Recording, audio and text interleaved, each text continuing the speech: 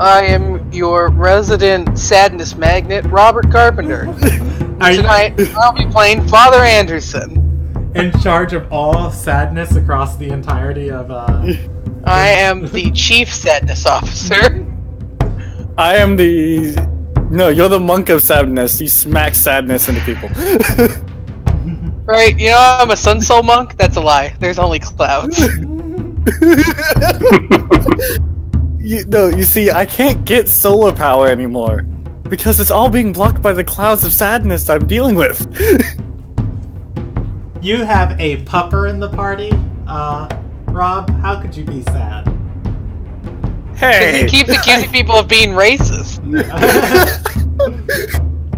Oh boy. I need to come up with a better term. I just want to retire to a farm and take care of my surrogate daughters. Daughters? Yeah, I have like 7. Yeah, hey, at least you weren't forced to be knighted. Who is it? I mean, I kind of needed to be knighted, otherwise I was going back to jail. And at this point, that probably would have been for the best. I mean, for Marcus, maybe. Hey, I'd like to think I did Arter a service. Hey, welcome back, Jackal. Alright. Yes, that's right. I have joined yet another group. I have like an infection. Let us see. I heard Wolf talking, Jackal's back, JV's mic slid up, and Rob is here. Boom, we're starting. Alright. Aha! Oh. Let's see. This, and then let's get some music going.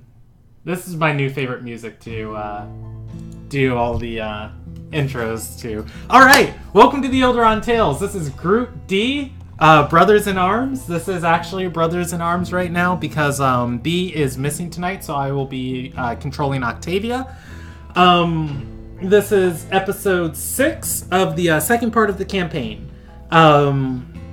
Before we get started tonight, we are playing Dungeons & Dragons. It is a role-playing game where we are rolling dice, controlling characters, and it is all live storytelling. Everything you see tonight is unscripted, and anything can happen, so who knows. The setting we're playing in is a world called Ilderon. It is a medieval fantasy setting of our own creation with lots of extensive lore and history. Check out the wiki in the link below the video and read all about it. There is lots of wonderful stuff happening around the world. The group that is playing tonight is Group D, and they are in the country of Arter Sarai.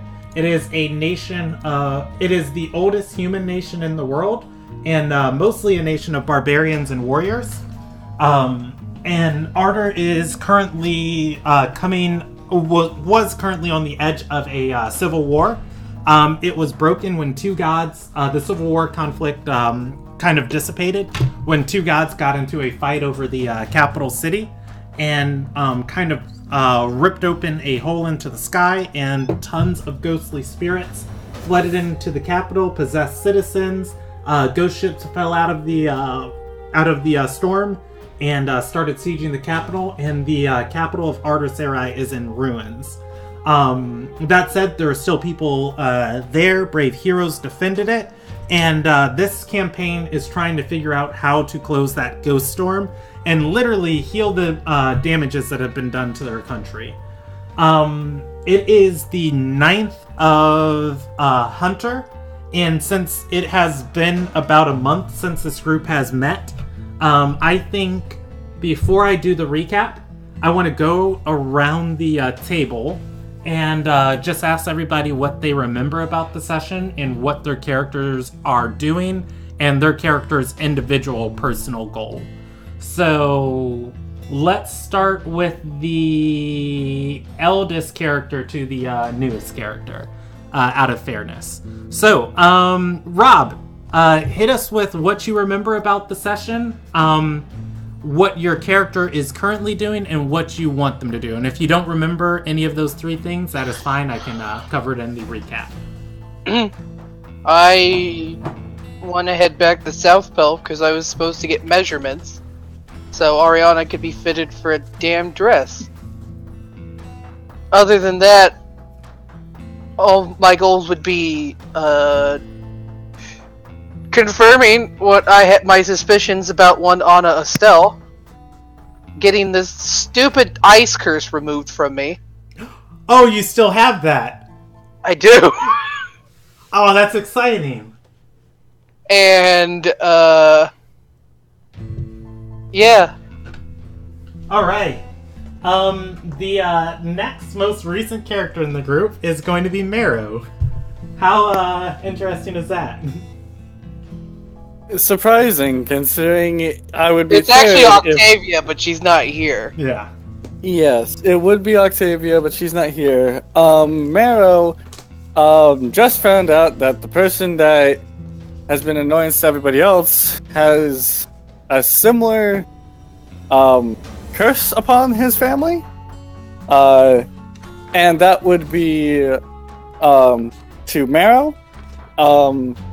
And also just partially trying to...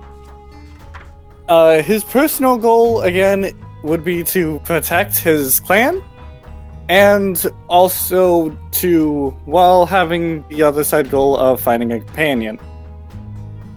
As he has discovered that there is a material that could possibly be used to destroy his... Okay. And the next most recent character is Rael. Oh, Rael's been in Ardor for about 2 weeks, and today he had his best today's day in the city. He started out pitching Yana to build a statue for her to commemorate her if she died in battle, which was his in with the magnate. Got tagged along with the knights and just hit a treasure trove of information, which he's very excited about.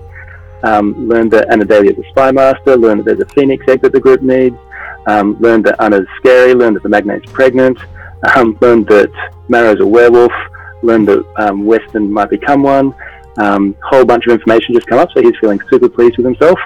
His priorities are Anadelia has this parchment to distribute as a testing thing, and he's keen to do that to get in good with her. He's keen to learn more about Anna Estelle and what she's up to. He's keen to learn more about Anadelia's book and parchment. It seems like she's spying on stuff with that. And he's got to get some measurements from Oro for the statue, which is kind of a side affair. And Father A also had a bunch of scrolls of protection from good and evil, and he'd be keen to get his hands on one of them if he can and scribe it into his scroll book. And then there's this whole shutting a ghost portal thing. So he's just pretty stoked to have learned so much and to have connections with powerful people in the city. All right, and we will be introducing Jackal's character tonight. So give us, Jackal, your character's name and then any 2 sentences about him that you want to describe him. My character is Alma Uhir, a particular man who has a fascination with the dead and has come to this city in investigation of said phenomenon. Okay. Alright, so you guys actually remember a lot more than the other groups coming back in after the break for your session, so that makes me happy. I did JV pretty wrote much... the recap. Say it again? JV wrote the recap. Oh yeah, that's fair. It's true, he's the one that wrote your script. Yeah. But when I did Group C's session, they were just like, where are we? What are we doing? Who are we? Also, I represent that.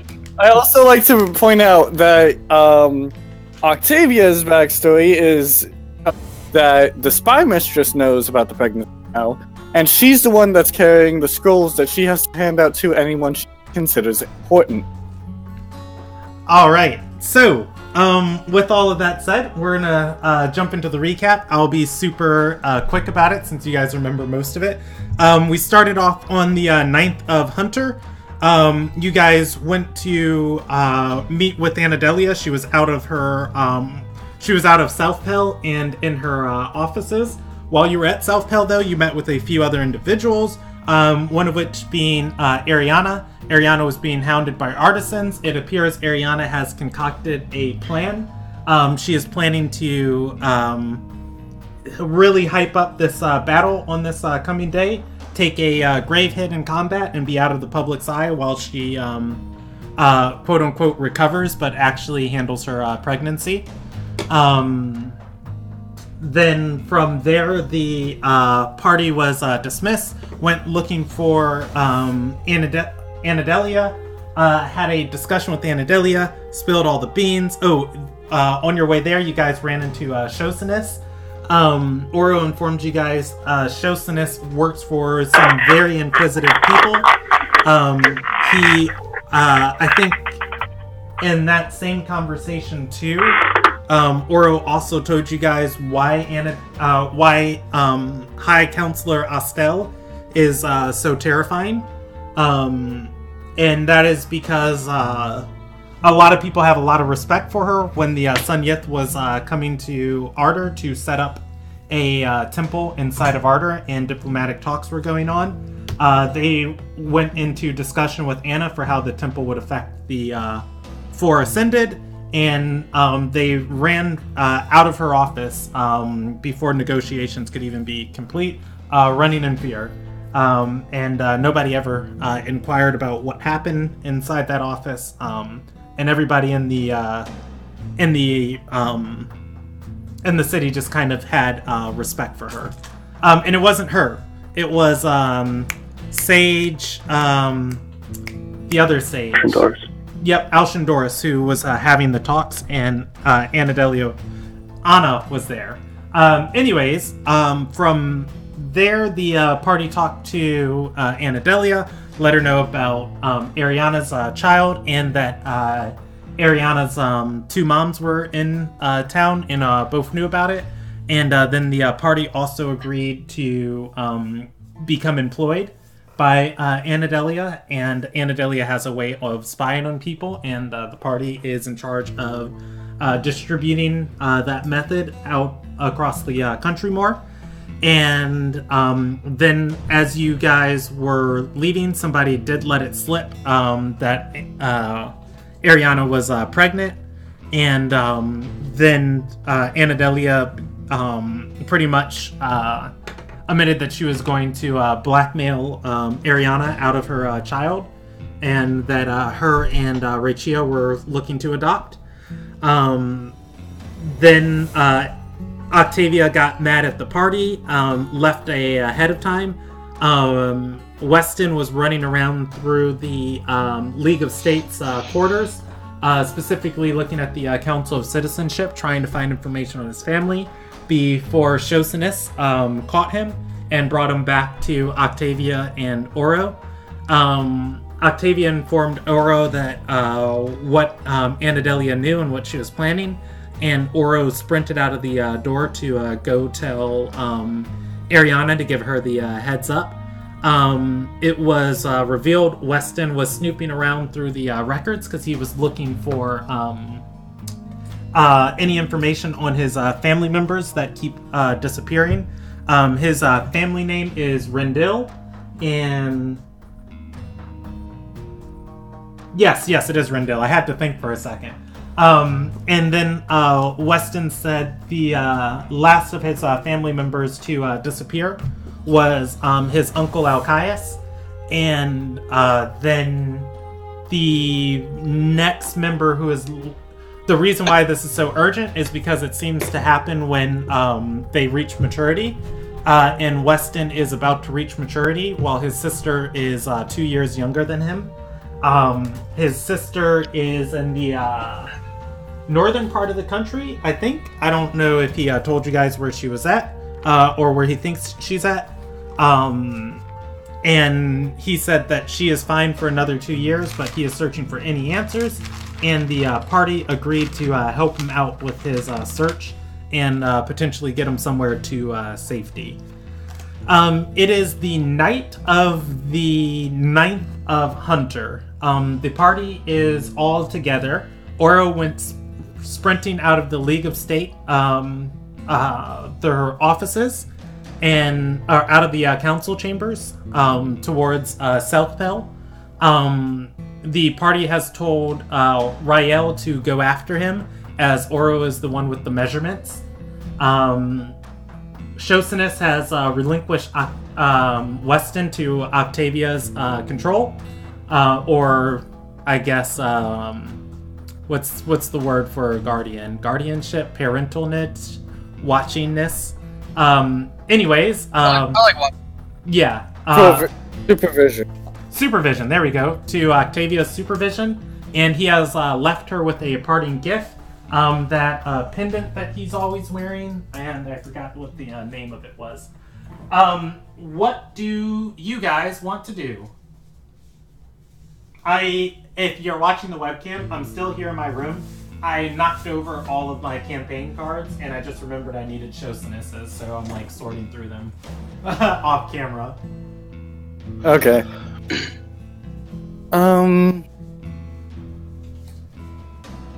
Well, not much else we can really do here besides probably going off.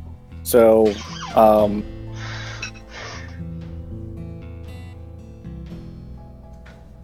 really up to everybody else. But most likely thing to do is to go for those measurements unless somebody else has a better idea. I really don't.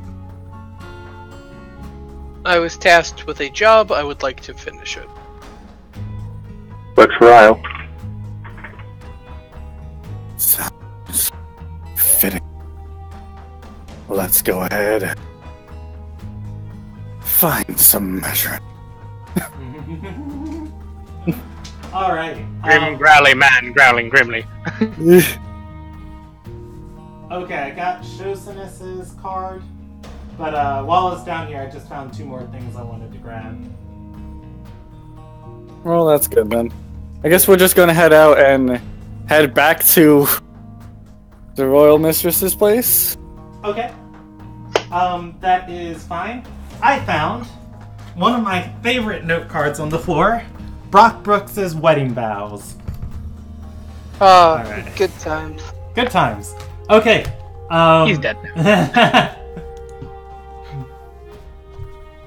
Alright, so you are heading back to the Magnates, well, not the Magnates Keep, South Pell, on the south side of Ardor.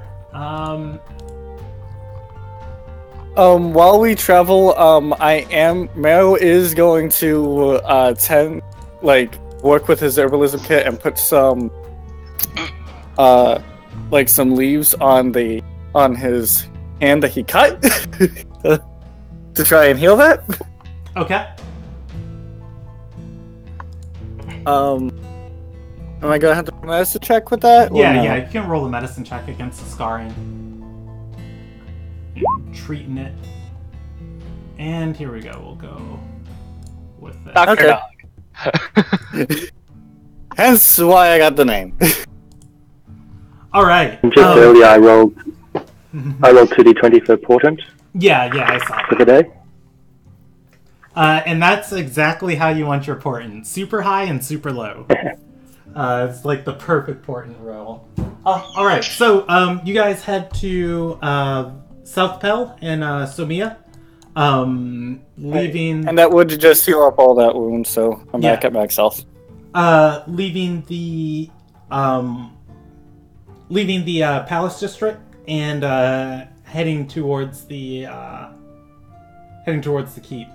And I'm gonna roll a event die real quick on this.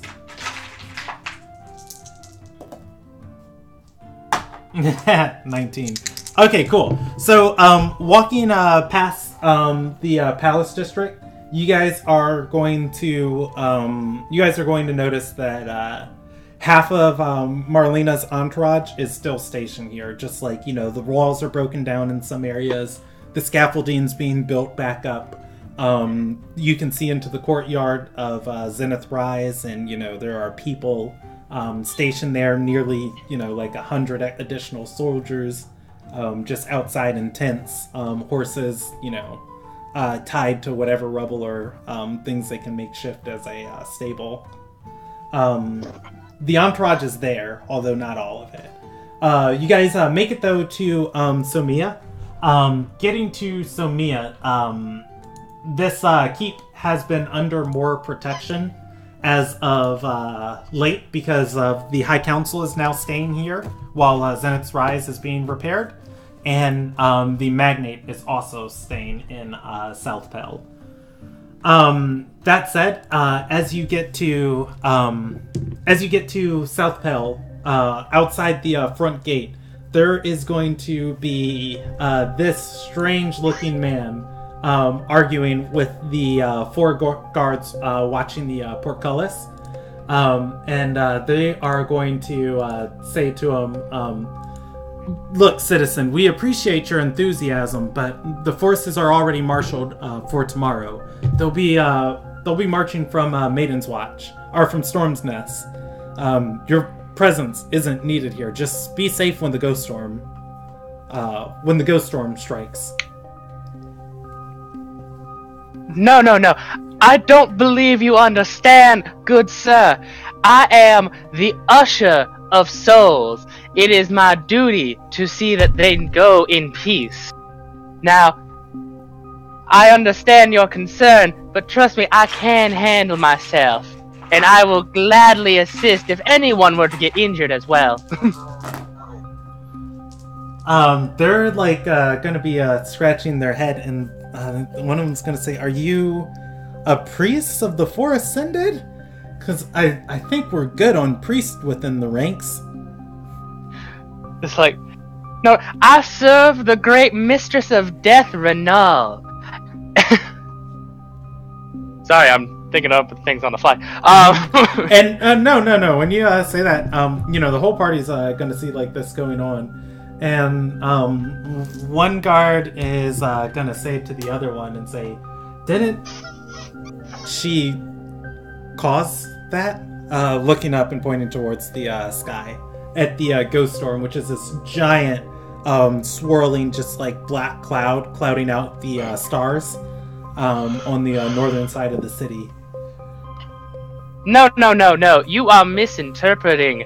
She is a goddess of death, and sure, she can play the cruel trick every now and then, but this is something that is just not within etiquette.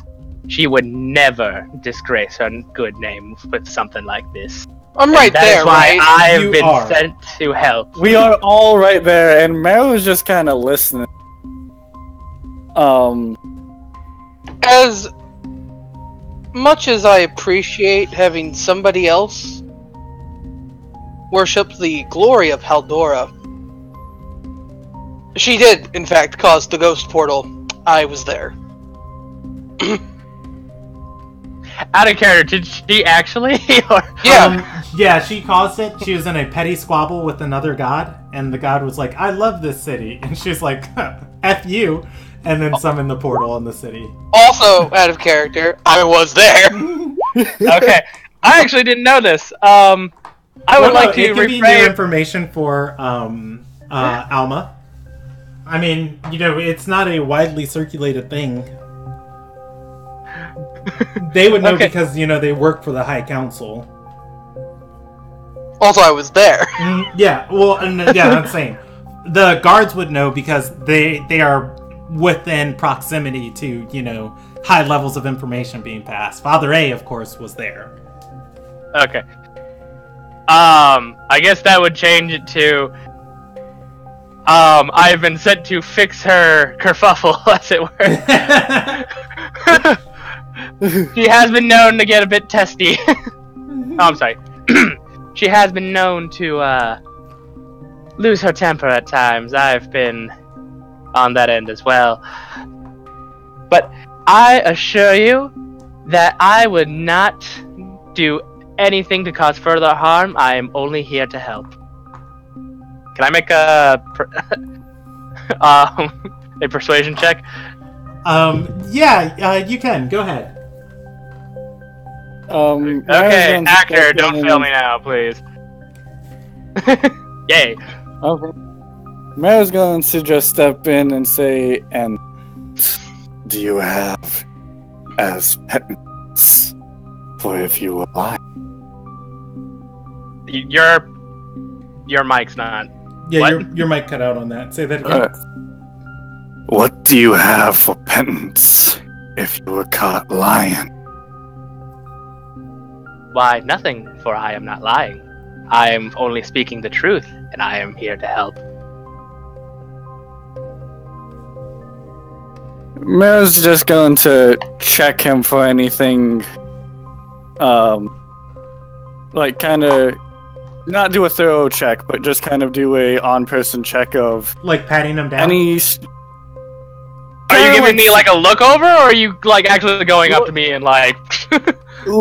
Going up to him and one, smelling if there was any poison, and also two, looking over if there was any like dangerous weapon. Okay, if you are going up to me, I will give you a quick hug and I will whisper something that only Mero can hear. Okay, roll me a stealth check on the whisper. I'll give you advantage. Okay. Not one of my And what skills. What kind of I will message you. what kind of check do I need to do to see if he has anything dangerous on him?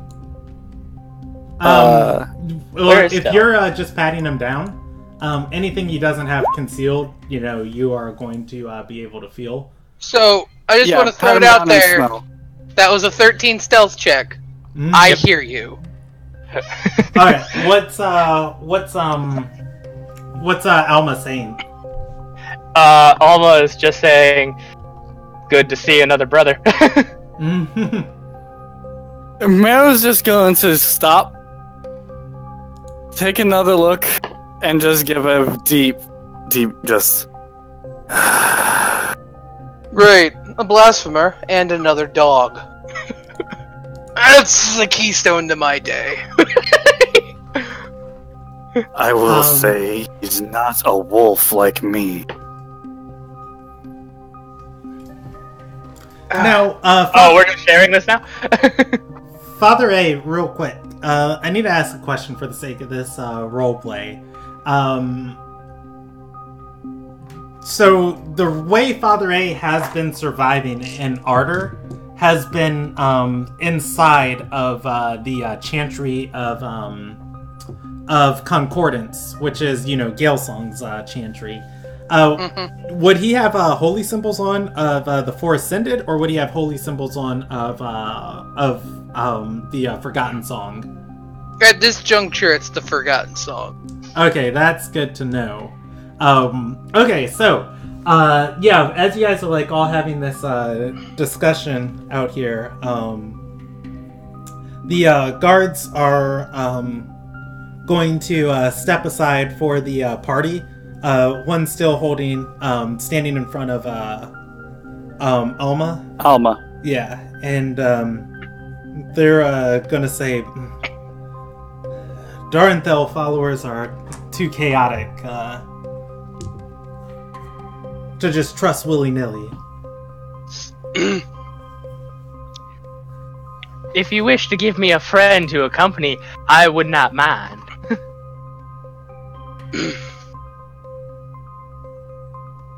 This man.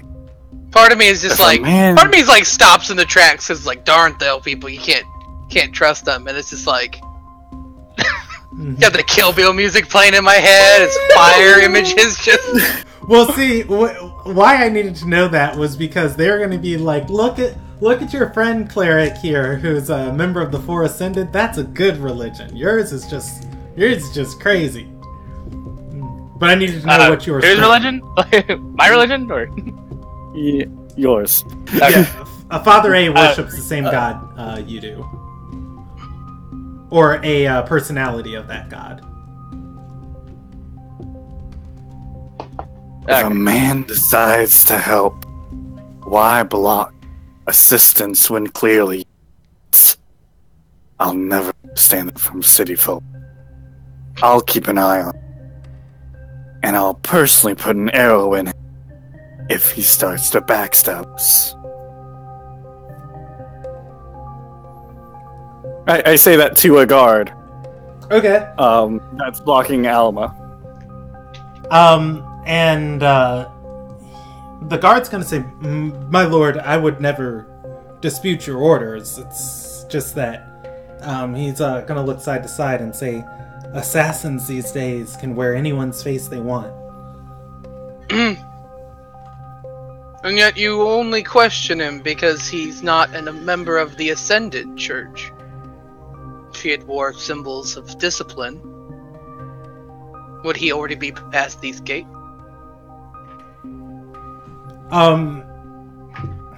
They're gonna look at each other, and then just kind of nod. He'd be permitted to wait in the petitioner's hall. Of course, he's not going to... The guards aren't going to debate with nobility, and they're going to, move their spears aside and say, "I'm sorry, my lords." And they'll bow to Alma and then to Mero, and say, "You may proceed inside. You're under what they have been given Mero's name." Oh God, do they remember Mero's name? Yeah, it was at the security detail at the top of the day, and they're gonna say, "Lord Esther's watch." Esther, like what you're going to lose if you keep staring at the sun all day. Well, Mr. Esther I, please lead the way. Did Ryle catch that whispered comment, brother one? Yeah. What's your passive perception? Passive perception. Let's look. You get passive perception? Yeah, he did. Oh, everybody heard the fact that you lost the word what you whispered to me. Alright, it's really not a stealth check for terms of passive perceptions. It is literally a +1. I'm surprised it was even that high. You just barely missed me. I only have a 14. The thing is that if you're trying to do a stealth check to get past Marrow, that's the difficult part. I don't know. Like, doing the actual sneaky is not my forte. Yeah. So, Marrow's going to do a quick check around to make sure William's still with us, or did he leave? Weston. Weston. Oh, Weston. Yeah, Weston has made it to South Pell with you. Weston and Octavia. Okay. So wait, is Weston with us? Yes. Yes. Oh, go ahead. And everyone heard what I just said. I was going to try to keep that secret a little longer, but okay. So was I. But, no, well, I actually don't know their passive perceptions, but I had to... But, no, man, I was just going to do a check on Weston just because of previous history. Weston's there. He seems pretty tired. I mean, after all, even though he might be cursed, he's still human. Yeah, no, Marrow's just checking up on him just to ensure that he doesn't pull another Houdini. And Marrow's going to stay behind him, ensure that Weston and Octavia go forward in front of, staying behind the party and walk behind with. All right. Alma, who's Octavia is going to walk by you, giving you the stink eye the whole way.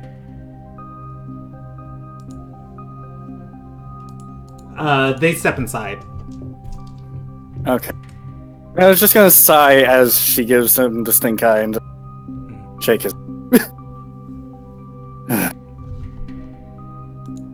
You keep doing that, you're going to let all the air out of your lungs. Howling sessions give lots of lung capacity, my friend. Quite useful for swim. You are cutting out a lot. Hello? Oh, I can hear you. So you guys are inside of the vestibule of South Pell. You can choose to, and I should probably describe this for Jackal since he has not been here before.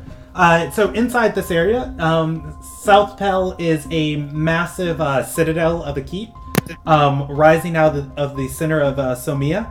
Unlike other keeps inside of the castle that are, built and connected to like other, built and connected to other towers and have temples and other things inside of them. This is pretty much a straight like four-pillared citadel rising up. Inside of Southpel, the vestibule, there is a grand staircase in the back center of the room that goes halfway up to the next story, and then splits off one direction heading north, and then the other staircase ascending south, and splits in two different directions. And if you were to think of kind of like here we go, this type of ballroom right here, it extends, and then this one heads up, and this one heads up. Along the second floor here, there are balconies that can overlook the first floor, and then there are doors that lead off to both your north and south on the first floor.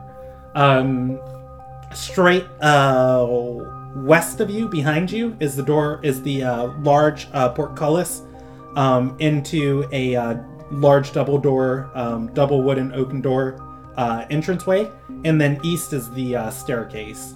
To the south, through one of the chambers, you can see a rising library.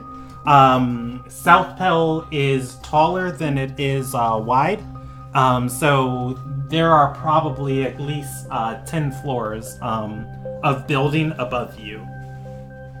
All in all, this place is it's not as big as Zenith Rise, but it might be as big as like the Nazaram embassy that stretches out of the center of the city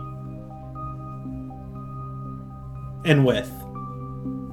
That said, the party knows.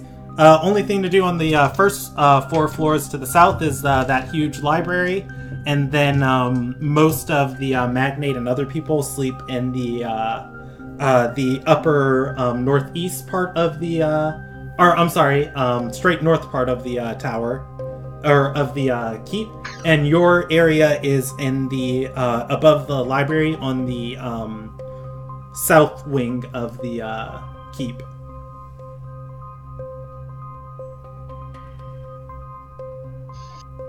What do you guys want to do? Anderson, where could we find Oro? Where we can find what? Oro For the measurements. Let's see. If he's here... Does he have quarters here? Are you in need of assistance? Perhaps I can help. Yeah, you haven't seen him staying at Southpel. Pretty much he's been like a yo-yo here. Every time he comes back here, Ariana sends him off to do something. So far, Oro hasn't spent the night here. Not with you guys. Octavia, where would you... Octavia would most likely know brother is. From what I've gathered, he's either with Ariana or sulking in some self-pity.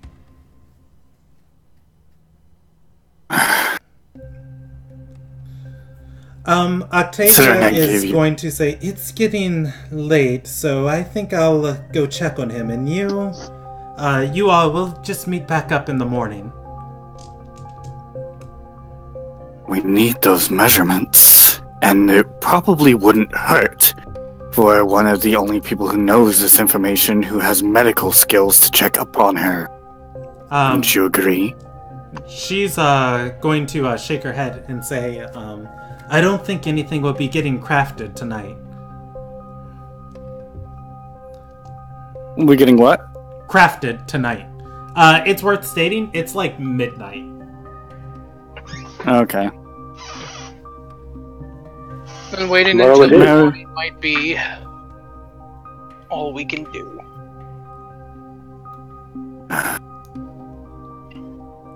Never can tell the time of day, or sometimes...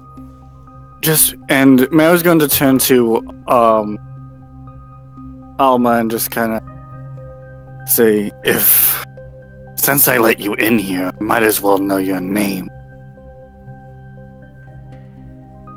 Oh, I'm sorry. I thought you already heard my introduction.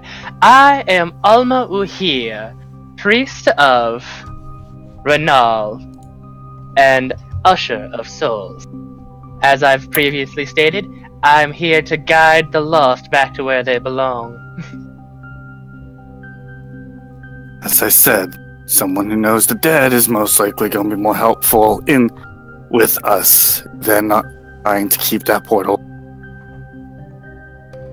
And just call me Marrow. I prefer not very many people know my surname, although the guards seem to have to, because of recent events. If that is what you prefer, then Marrow, it is a pleasure to make your acquaintance. Now, is there anything you would like me to look up? Although I'm not practiced in medical skill, in order to know death, one must first know life. If you need assistance with anything, I'd be happy to help. Thing that I would like to hear. My understanding is that the ghosts tend to attack on the 10th day? Right? Let's see, who do you have? Could you repeat that? What? Yeah. He said the ghosts tend to attack on the 10th day. I've got JV at 160% mic volume, so if you can't hear him, you might want to turn him up a little bit. Okay, like he's on his phone, right? For reasons. Yeah. I'm on my computer. I'll see if I can bump the settings. Okay. Yeah, he's asked a question and said the ghosts tend to attack on 10th day, if he's correct. Johan, who is there with you, is gonna nod and say, yeah, oddest thing, almost like clockwork. But our magnate will be ready for it. In a show of good faith, I do have some information on that. Even in her temper tantrums, portals don't generally get this active. Someone is riling them up, as it were. And that is what I've specifically come here to investigate.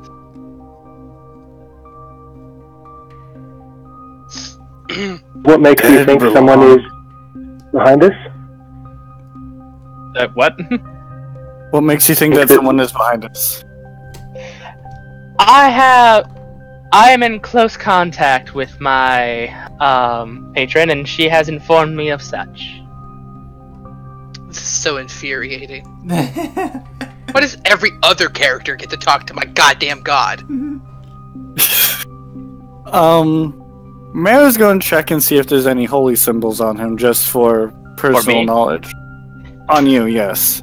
Okay, so I'm wearing basically a necklace of like I've got my usual voodoo doctor like swag, like like a necklace of fangs, but in the center of that is the symbol of Renal. Okay. Mayor's just going to make a mental note of that symbol just for it in case there's any need for it later.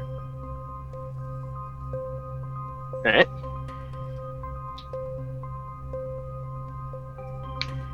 Have you seen portals like this before?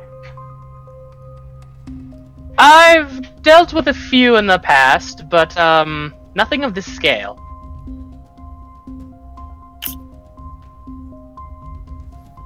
Johan's going to speak up and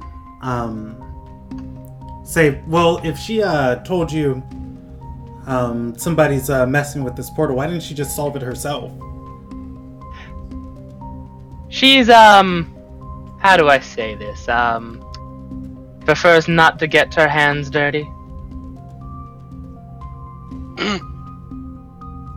People on a pedestal have a hard time reaching what's below them. Basically, this is why I'm here. I am her hand. So mad. I have no idea why. Insight, the new fella.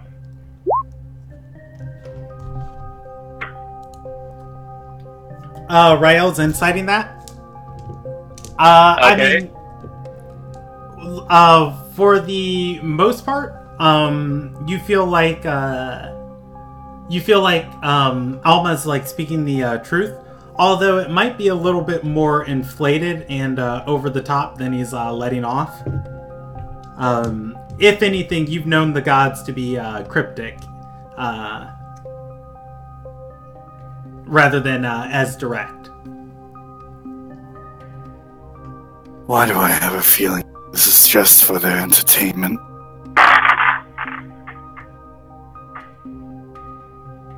I was just gonna kind of hold his pendant and just kind of hold it in his hand, kind of thinking. Is there a center of the ghost hall? Is there a center? Yes, it is centered over the mountains north of the city. Father A would know where it is at. If you move your map over to the left, to the right, you'll see a second map of Ardor. I marked on a green X on the north part of the map. There is a mountainside where the portal was summoned. It swirls above that mountain, and the ghosts flood the city from the north to the south. Old Ardor is pretty much completely abandoned. The city proper has been mostly destroyed, the palace district's being repaired. Maiden's Watch and Somia are still relatively livable, and Aline is has some destruction, but is mostly fine. Father, Anderson. what's your... My We're at what? the beginning of the portal. Can you tell us that event? The opening of the portal?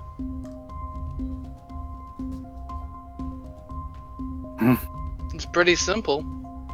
I was chained up in a cage up by Old Ardor. I woke up after having been beat half to death by members of God, what's Brock's dad? Walter's army. Which I surprisingly can't remember how I got there. He says, sarcastically. Johan Insight is check going on that. to look up at you and say, how many times do I have to say I'm sorry? Anyways, I woke up to laughing. Greeted by the wonderful visage of Galesong, ascended of wind. Relishing in the fact that I was behind bars.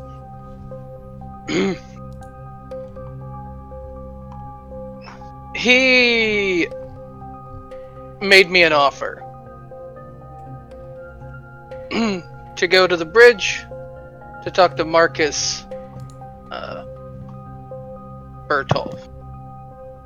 I was hesitant. And that hesitancy was probably the opening needed. Renalta, Haldora, doesn't take kindly to such intrusions. They bickered back and forth about deals and games past. And then boom, portal, ghosts, ships, dead Celebrus. Mara is making an insight check on this story, by the way. I mean, Father A almost zones out like PTSD, like recalling this. There's earnesty in his words. Alma is gonna lean in. It's like, can you please specifically describe which deal they were bickering about?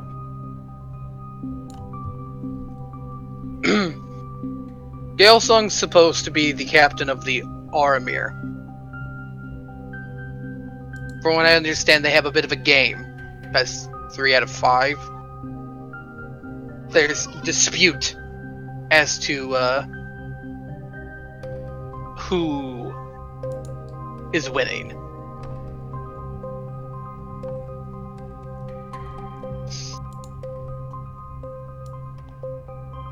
You know anything about this priest?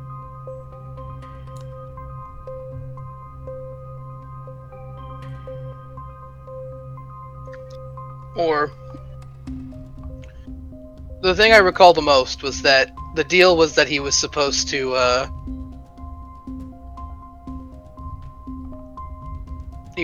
captain the army, I believe, until the end of eternity. So he left, joined the Ilderon Navy, captained a ship called the Armir, with an envoy ship called the Eternity, and waited until it sunk. I will laugh.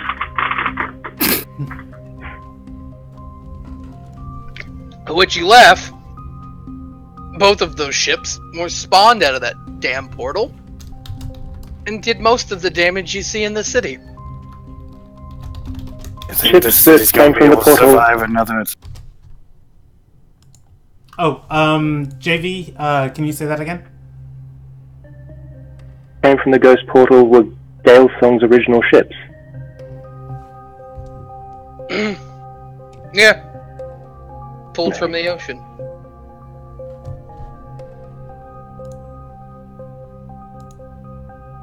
How many attacks have happened on the city since that ghost portal has been up? That's a good question. I don't know, because times it. Yeah, Johan responds 4. Or, I'm sorry, not 4, 2. The Yeah, original like attack and then 2 attacks on 10th day, each day after the original attack. So 3 in total, 2 since the siege. And this happened at the center of the portal.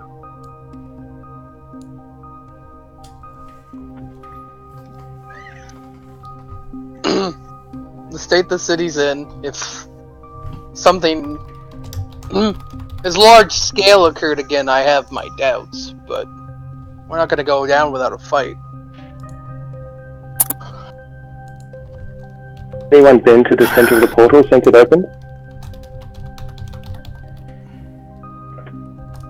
Here's the problem, and I don't know if you two were here able to see this. I just was barely able to see it as I was entering to talk to my old friend.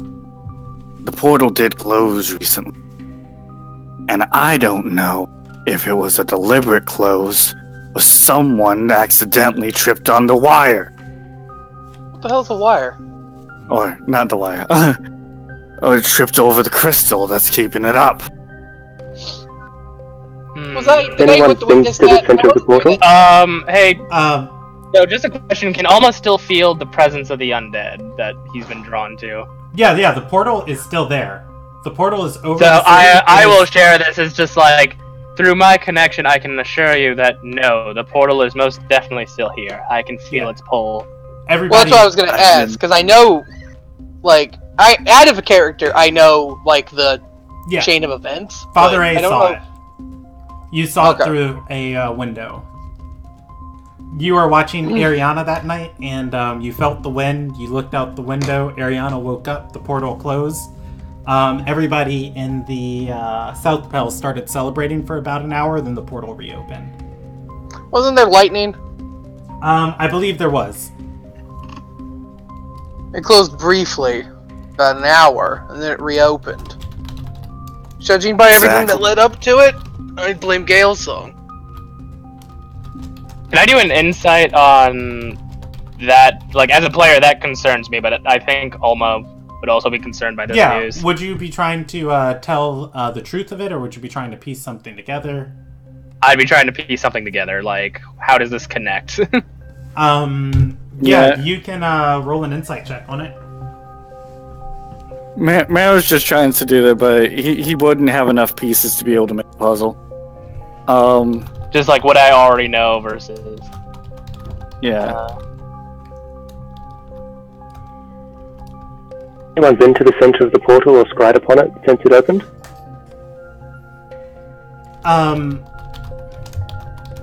So, trying to piece together like what information was given to you by Father A. Gale Song is a god who disappeared from history about 770 years ago. If he's like doing anything, it's insane that, 1, he's back in the city, 2, anybody spoke to him, and 3, he has any dealings with Renalta. Nobody has heard from him in nearly an entire, century is 1,000 years? Oh, so that's a millennium. Millennium, yeah. So you've got nothing on that. So basically, it's like, what's that old man kicking around for?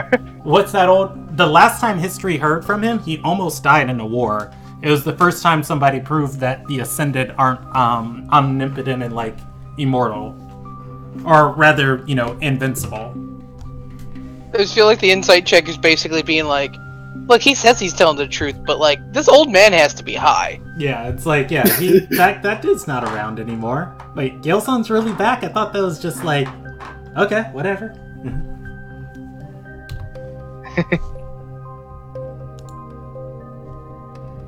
It's guys. Oh boy. Can you say that again, Wolf? I said, by the spirits, guys.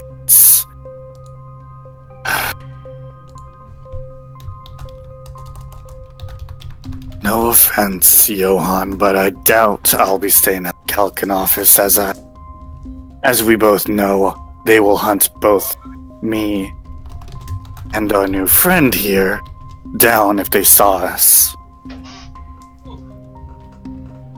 I'd rather not wake up with the risk of a crossbow bolt at my head or finding out that I'm becoming a pelt for someone. And he's gonna shake his head and say, look, Kytrina and I were partners. We worked together for dozens of investigations.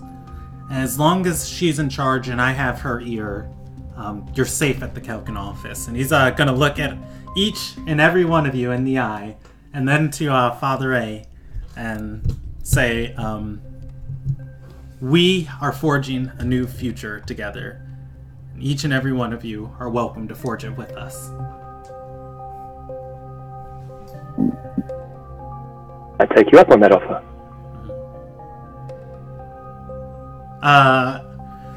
Johan is going to point to Rael and then look at Father A and say, see, you just have to give it a chance. And he's got a smile on his face now. Like, nothing but a little respect and some faith go a long way. I had that, and I almost got rabies. I'm sure that's a very interesting story for another time. Mayor's just gonna hold up his pendant and say, this is the aftermath. All you need to know. Has anyone been to the center of the portal since it opened, or scryed upon it? If anyone has, it'd be Ayla's. Or Jami. Yeah. Johan's gonna speak up and say, yeah, Jami said he sent a mage there with a piece of that metal and the spirits attacked it. You mean the cold iron? Johan nods. Yeah, that's what it is. The one with the plan to make an item to close the portal, correct? Yes. But that item is not close the portal. Even mages agree with that. My personal opinion is whatever... Cold iron, the new item. That's the item that they were planning on. No, Ryle's That's talking about not- the Phoenix Egg. Oh, the new one. Oh, Phoenix Egg. Okay. He's aware of that, I'm pretty sure. Okay. Yes. Yeah. This I'm not new sure about information, and that there might be an individual behind the ghost portal surges, would be relevant to Alice?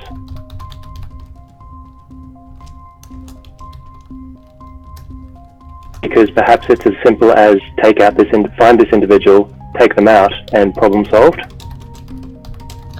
We have to figure out who it is. And secondly, how many days since the last attack? Tomorrow's 10th day. I was about to say, just judging by the flow I can feel... I'm sorry. Judging by the flow of the spirits, it will probably be tomorrow. Can your judging flow, judging on how big this attack is going to be? It's more of a general feeling. It can't really do pinpoint accuracy. I can tell it's going to happen. At the very least, it'll be as big as the last one. Possibly bigger, maybe smaller. Useful That's a scouting mission.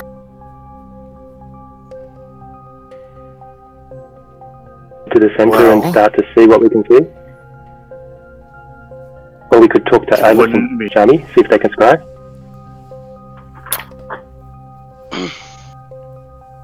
If you want someone It's who too far. scry, we can talk to Jami.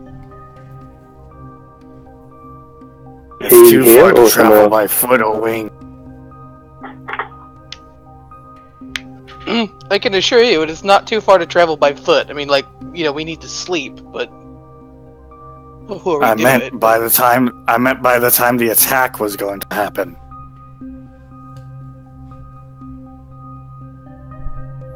When is there like, so it's pretty clockwork that it happens on 10th day. Is it like clockwork in the sense that it's like always at 10th day at like 10 a.m.? The past two 10th days that it's happened. And you know what? That's a good question. The past two 10th days that it's happened,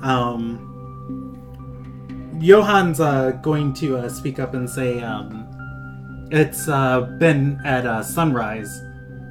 And he's going to roll a intelligence check and say about sunrise each of the last two times. As far as I can tell. Alma, you know the dead. About how fast do ghosts travel? I mean, as fast as we regularly could if you could walk through walls. It really depends. If we're talking like general spirits, sure, but if we're getting something nastier, then I can't really tell you. Meaning, if they are general spirits, we would be able to see them coming out of the portal now.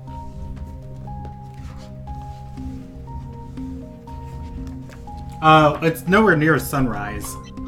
Let's say it's maybe 1. Yeah. Well, So at best we'd have 5 more hours, but closer to probably 6. the thing is about that is that he was saying that if, with on how far that distance is, they would be probably coming out now and traveling down here now, but not in sight yet, if that makes sense. Because it takes time to travel from a mountain range to the city. But The city is coved by the mountain range. Oh yeah. Okay, now I see that. Yeah, if you look at the map on the right side, it is just like the north side of the city. Like you guys could see across the river to Old Ardor when you were in the Palace District.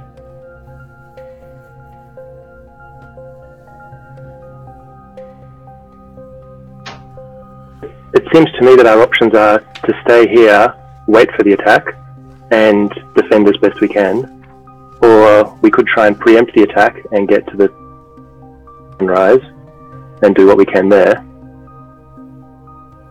Me or Ilis, and see if they have more information for us. Can get some information, but it would also be best that. But if we went for Plan B to go up and preempt the attack, we would be too weak by the time we got to the mountain.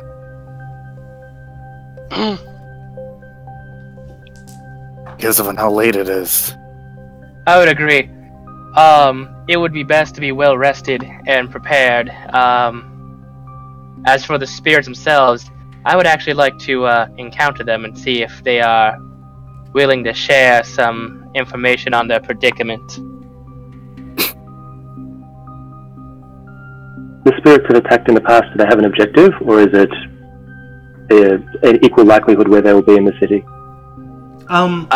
So if Rael's been in the city for 2 weeks, He would have been in the city for at least one of the attacks, bare minimum.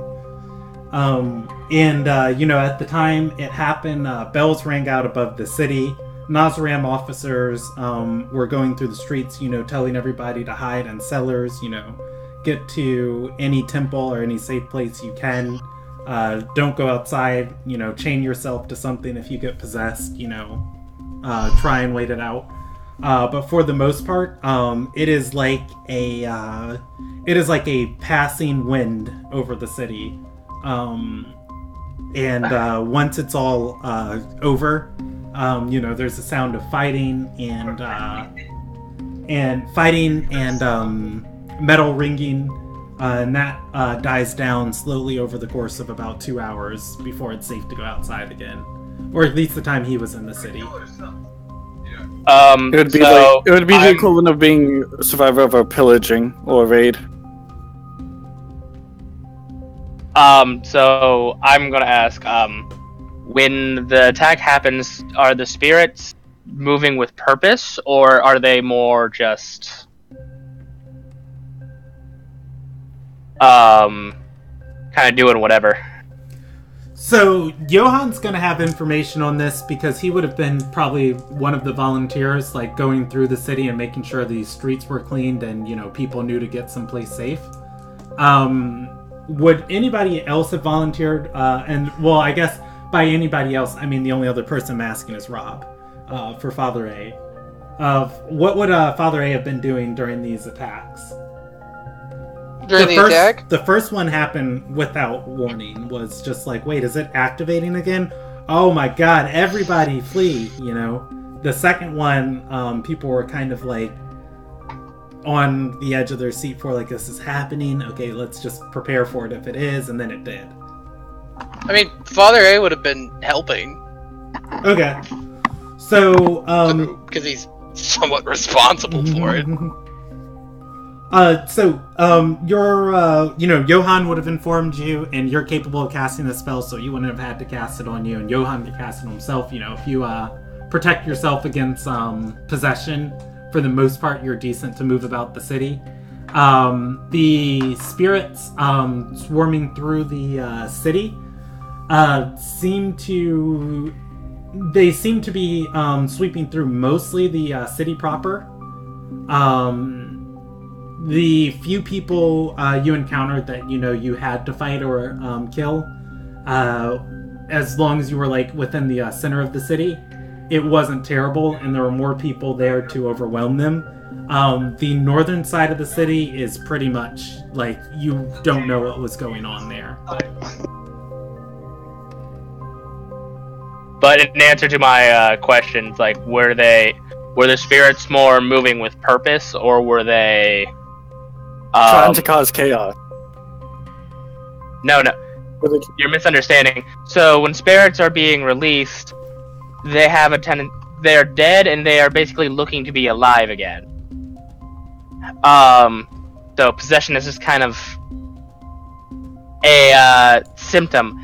But if someone was specifically controlling their action, did they have an objective? Like, were they specifically looking for something? It seemed they had an objective, and Johan will say, it's hard to tell if they were looking for something or somebody, but they were moving like a stream, a river, all together in alignment. You said that they also focused on whoever was carrying the cold eye. Remember that much when you were telling me about it. I was doing experiments on it. Johan nods and says, I didn't witness that, though. What's this cold iron you speak of, Romero? It's a material that anything that's magical or fey or nature, it will, as I experienced it, vibrate your bone to a frequency where it could almost feel like it would burning cold. But it does not have any effect on non-magical creatures like us. Well, like them. But to us, probably as bad as steel on a lichen. See where the stream was heading of the spirits?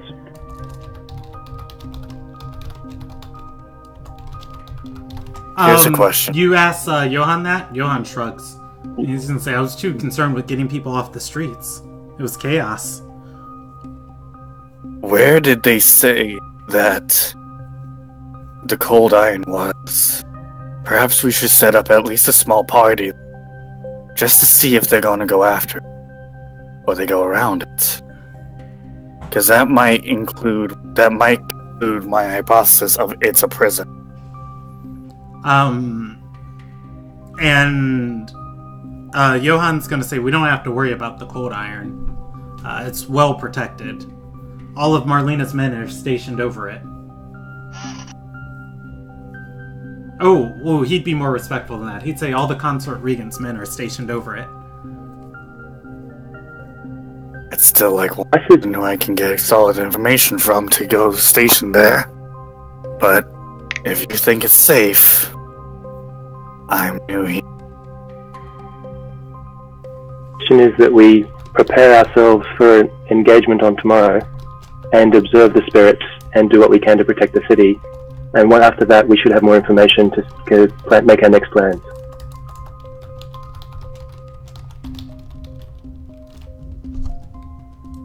What do you think, Father, eh?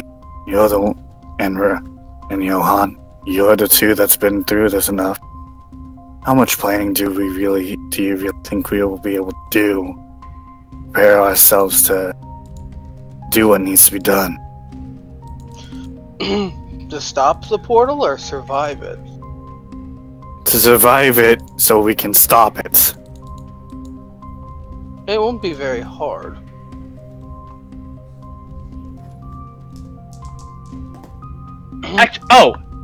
I just remembered. I have spells, and I have something useful. I have the scrolls. We have the scrolls of protection. I was about to say, if you are if you are concerned about them getting specific items, I believe I can help. I have a spell that can basically prevent any dead from entering or leaving. Cool. So do I. Thanks for helping. Never hurts to have more. So, Get one of those scrolls, Father Anderson? I'd like to see the scroll that you have, just to see if I have. I mean, I'll hand it over. Okay. Wait, do I have them? I thought I left them with somebody. Oh yeah, you divvied them out. You gave them to Ariana, Tarum, and then, you didn't give it to the cook who was the newly appointed guard. No, he's a chump, so. Yeah. Oh, you left them with, Anna, so she could cast them on Tarum, Ariana, and then, anyone else that she, chose. Why do people let me make unsupervised decisions? Yeah. Because you were the only one that was given to them besides Johan, and Johan's Johan. Johan, Do you remember what spell Johan it looks was? up at you. Do you remember what the spell was? Protection from good and evil. If I remember correctly. I can cast it on you if you need it. I say, looking at Rael. You need holy water, if I remember correctly. Holy water or a bag of powdered silver. And I think I also remember that it consumes it, like, out of character. So it's not like, Okay. oh, I have a holy symbol, suck it, nerds! Yeah. Silver, the powdered Out of silver, or the holy water. Out of character, I don't think I have either of those, and with the exception of my pendant. Yeah, protection from good and evil, holy water or powdered silver and iron, which the spell consumes. Oh boy, that is a pain in my arse then. As that is a pain. I was thinking of casting like Hollow. If you cast it from a Hollow's good. Hollow has like an hour casting time, I think. But if you cast Protection from Good and Evil from a scroll, you don't need the material components. Right. Dude, Like, you don't... Like, the scrolls we handed out are fine. They're already prepped. But if you want to do it yourself, you need, powdered silver, and I don't have those things. I never carry silver. Yeah, I imagine you wouldn't have any. For necessity's sake, I carry silver in a very secure bag. But yeah, between the scrolls, if any of you can prepare those, any of us can prepare it, we could cast it on ourselves. I'm pretty good at driving away the spirits of the damned. If I had a scroll in a few hours, I The could problem is scroll if it. anybody gets possessed.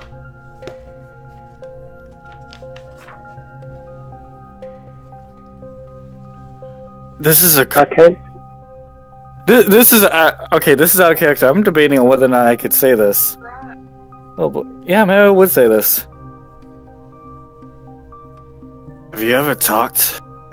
Has anybody been possessed and then to be interrogated?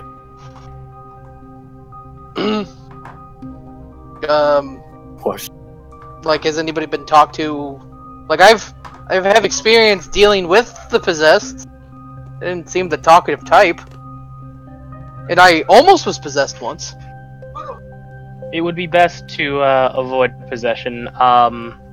Exorcisms are a little hard if you would keep the subject alive. Also, when the attempt happens, you feel a seething sort of rage build up. I don't think you're the talkative type if it actually takes hold. That's the spirit's pent up regrets and basically prevention is much easier than reversal.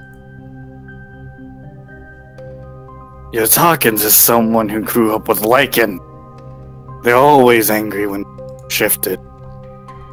But you're still able to talk to them in some form or manner. Even if it's basic communication. Look, if you want to try to have a heart-to-heart with possessed, you can talk to Johan. That's Johan's thing. Just like, in my personal experience, ghosts and possession, it is not something that you want to deal with. You can communicate with spirits without having a body be possessed. You can talk to the spirit directly, or even if you have an item to channel the spirit into, it doesn't have to be a living person.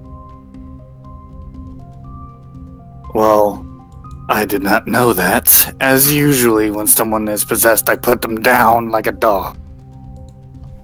That is the correct response if you are incapable of helping their situation. Which we are capable of helping their situation. If you touch them with the cold iron, the spirit gets driven out of their body. Oh, that's a new one. Useful information. Still hesitant of letting of a public use. You're gonna still need to don't get know over full effects yourself. You're gonna need to get over yourself. It's not like it's the only item in the world that hurts you. Mayor's gonna bear one thing and look away. I was going to stretch and say, it's getting late. Does anyone have a suggestion of a plan for tomorrow? Sleep until event happens, then deal with the event. Where's gonna be the most prominent spot for us to meet up? Well, it depends on what you define as prominent. Where's the most action gonna happen? I would say in the Magnate's Keep.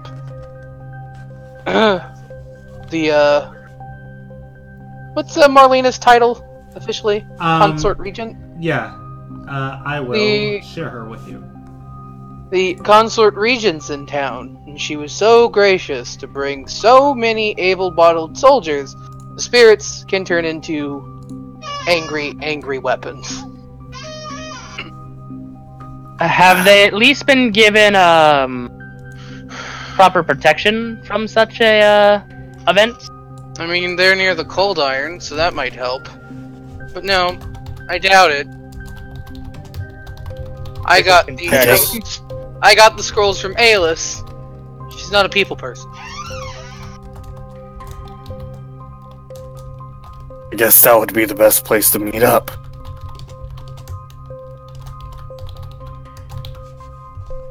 Yeah, I mean, The magnate's keep at dawn. I just updated her notes to display her titles properly. She's a consort regent of Artaserai and a lieutenant of Nazaran. I'd say wake up at moonfall. Before sunrise. Isn't it midnight? Isn't the moon already up? I said moonfall. Oh. Right before twilight. Basically right before dawn when we wake up.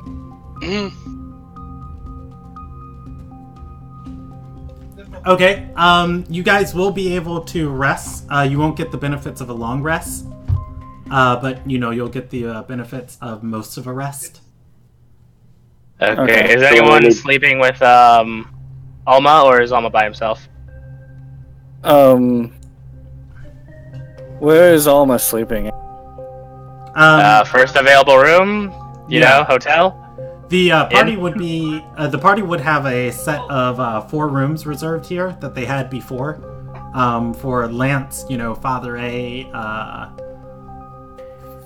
Father A, Johan, and the other Kalkin officers had one, and then Thalin and Bartholomew stayed in a room. Those rooms would still be on hold for you guys. I think Mara wouldn't know about it unless they brought it up to him. Which I'm pretty sure Father A would be the only one willing to bring that up who knows that information. Because it's as options for him to sleep besides the Kalkin office. You're a big boy. You can come up with big boy solutions. Is there any place I can that's nearby? Like an inn or something? I mean, you could stay here.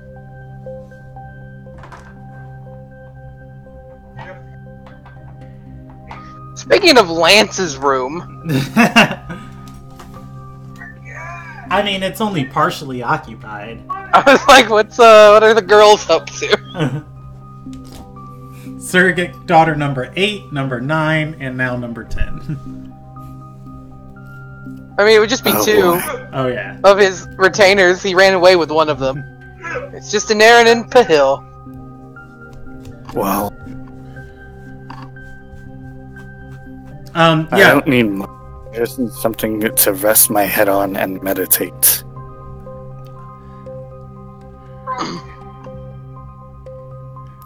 I mean, you can probably get a room here. I have quarters. You can, bunk with me.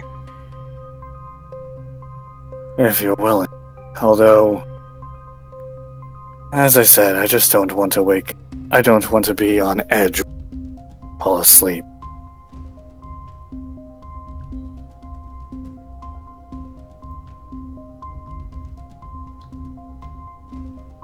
I mean, the worst you're gonna get out of me is, tend to pray before I go to sleep. And tonight's prayers might be a little angrier than usual. I don't know that. I might get some. I have my own rituals as well.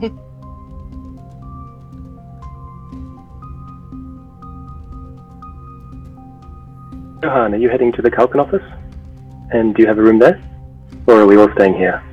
Johan is going to point upstairs and say the Kalkin have a room here.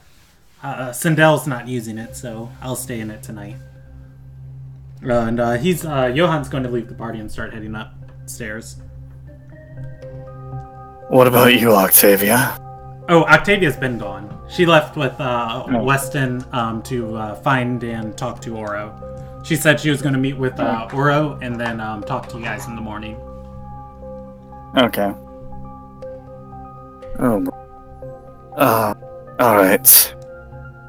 I guess we can rest. As long as there's room.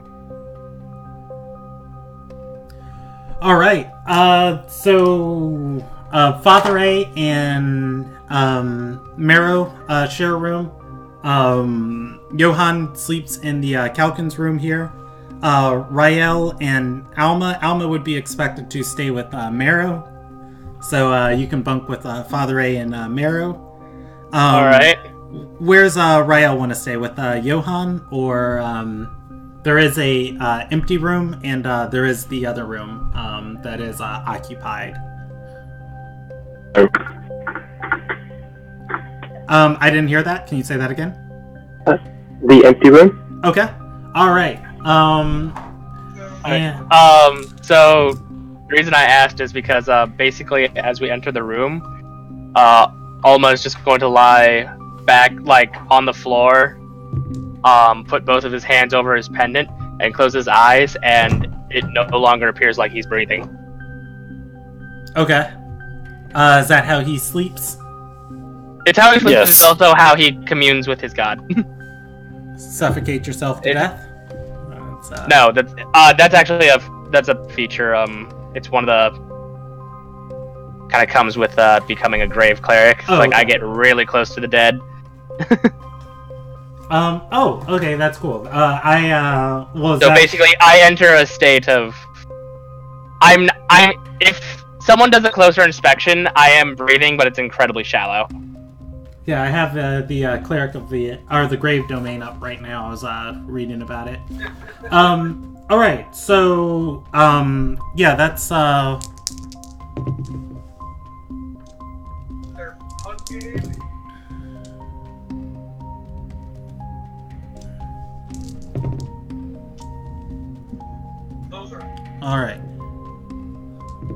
All right, so if anyone was concerned with the fact that their new roommate was not breathing. No. No. In fact, it's a welcome change.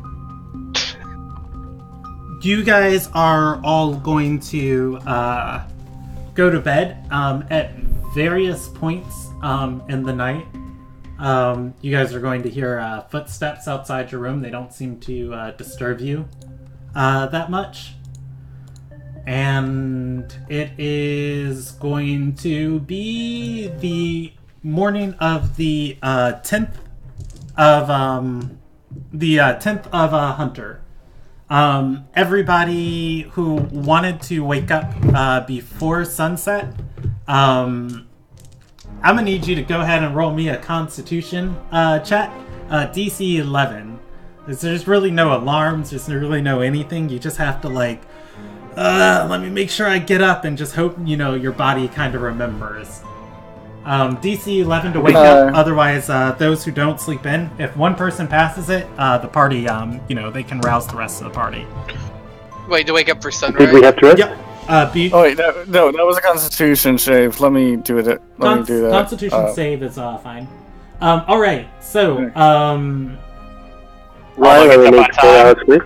yeah. So Alma is going to get up. Rael is going to be awake. Johan is not going to stir. Octavia is going to get up. And I think... And Alma's Oh, go ahead. Would Alma wake up, Marrow? Considering he was the one who said we should wake up beforehand. I would. I wake up. I would wake people up. I'm a nice guy. It was the potential of the party having all ones of just getting up at sunrise and just being like, man, that sun is nice. Wait, are those swords? Are those people fighting and dying? Wait, oh no, we slept in. Of that horrible thing that could go wrong, but for the most part probably wouldn't. So let's go to softer music then. We'll go back to suspense. All right. Yeah. It is before sunrise. The moon is setting on the western side of southeastern side of the city. And the sun is rising in the northwestern sky. All right. It is on the horizon. You can't see the sun yet, but like that little bit of light turning the night just kind of orange or purplish. Yep. All right.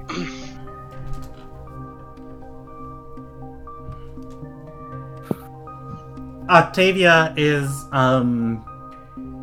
going to come into the room and say, Otto's been tapped for the day. Terum has pulled Otto into the magnate's personal guard. What is our plan? We're going to the magnate's keep. I was just going to say investigate, but if that's going to the Magnet's Cape, I guess that's where we're going. Getting ready to protect what is left of this rubble.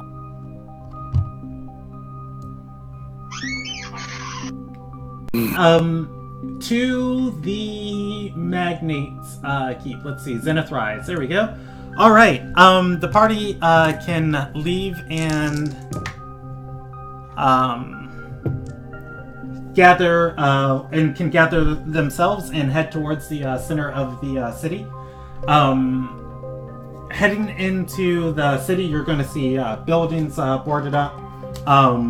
More people filing over the bridge from Maiden's Watch into Somia, heading south into the city. More other areas of the city abandoned, almost like the brisk, ending winter wind, just blowing maybe tumbleweed or anything across these streets. And it's weird to see the streets this dead in ardor.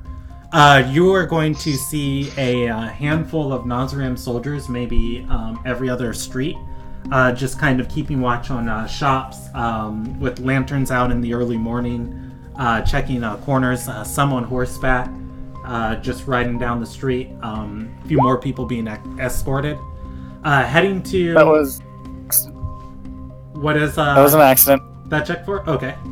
Heading to the... That was an accident. I was trying to change something. Heading to the Magnate's keep inside of Zenith Rise.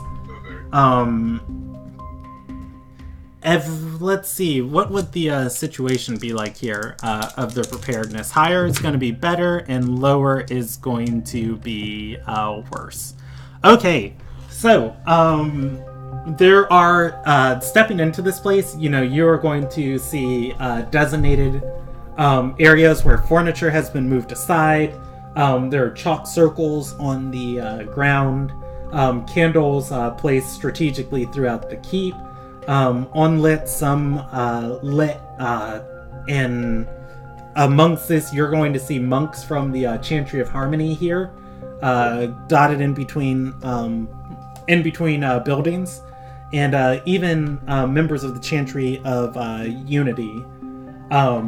All within the first floor of the castle. Each member of the Chantry is either accompanied by 2 members of the Royal Army, or 3 members of Nazaram, and walking through this place into the courtyard. Marlena's camp of her entourage is still set up in the courtyard. Stables are still going, although you guys see soldiers readying for battle, people putting on armor among campfires, picking up weapons, some people doing early morning katas as a warm-up, and yeah, you guys make it to the courtyard. Getting here, you are going to see the storm is definitely spiraling, almost like a cumulus cloud, about to form a tornado.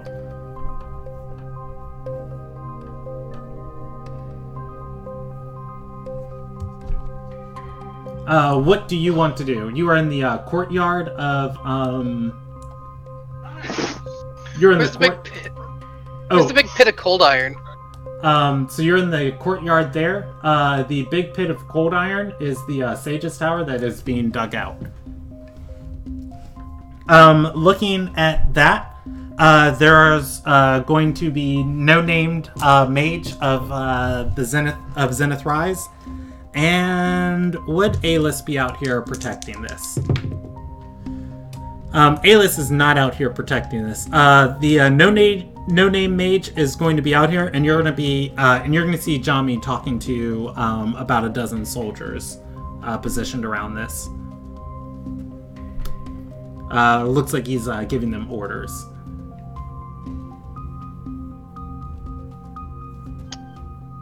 Do I want to say hi to Jami?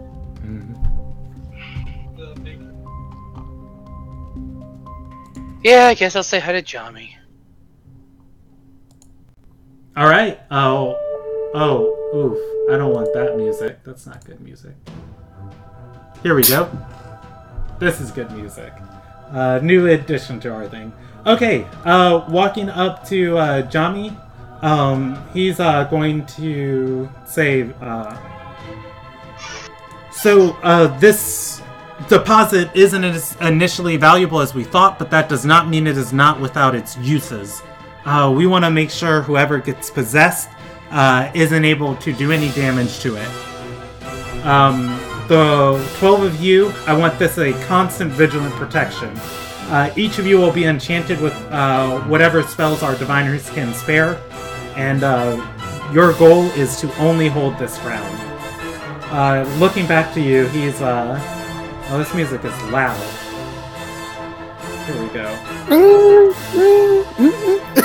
Sorry. There we go. I turned it down to half its volume. He's looking back at you. He's going to smile and say, "Ah, the Magnate's Knights." Maro's gonna just get a slight chill whenever he hears that. He smiles and says, "So the cold iron's not going to work how we wanted it to, but in an hour's time we'll have another week to research and theorize applications for its use."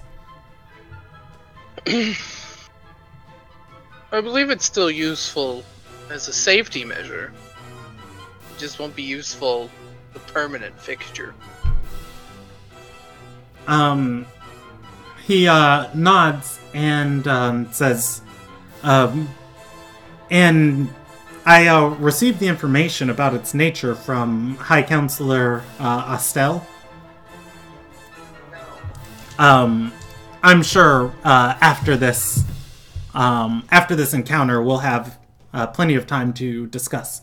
Matters that I send you on are matters that pertain to you. There are factions that move within the city that I would prefer not to involve in the diviners' insight or responsibilities. There we go. We'll go with that. I'm sorry, there's just the internal chuckling about there are factions. Mm-hmm. Yeah. I'm like, yeah, you'd know. Backstory, Jami gave the order to burn down Father Anderson's temple back when Father Anderson was a happy man. Every shred of happiness I ever have is taken from me. Maro, he's just gonna keep biting his lip. Gonna bite his lip. Bare no fangs, just bite his lip. Yes, after this is over with, we can certainly talk, share information, plan. I was curious if I could borrow a piece of that cold iron for what's to come.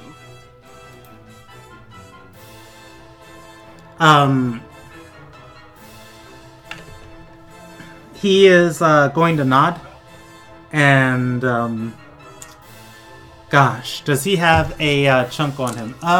He's going to pull out a wrapped chunk of it that is almost broken off enough that you can use as a improvised dagger.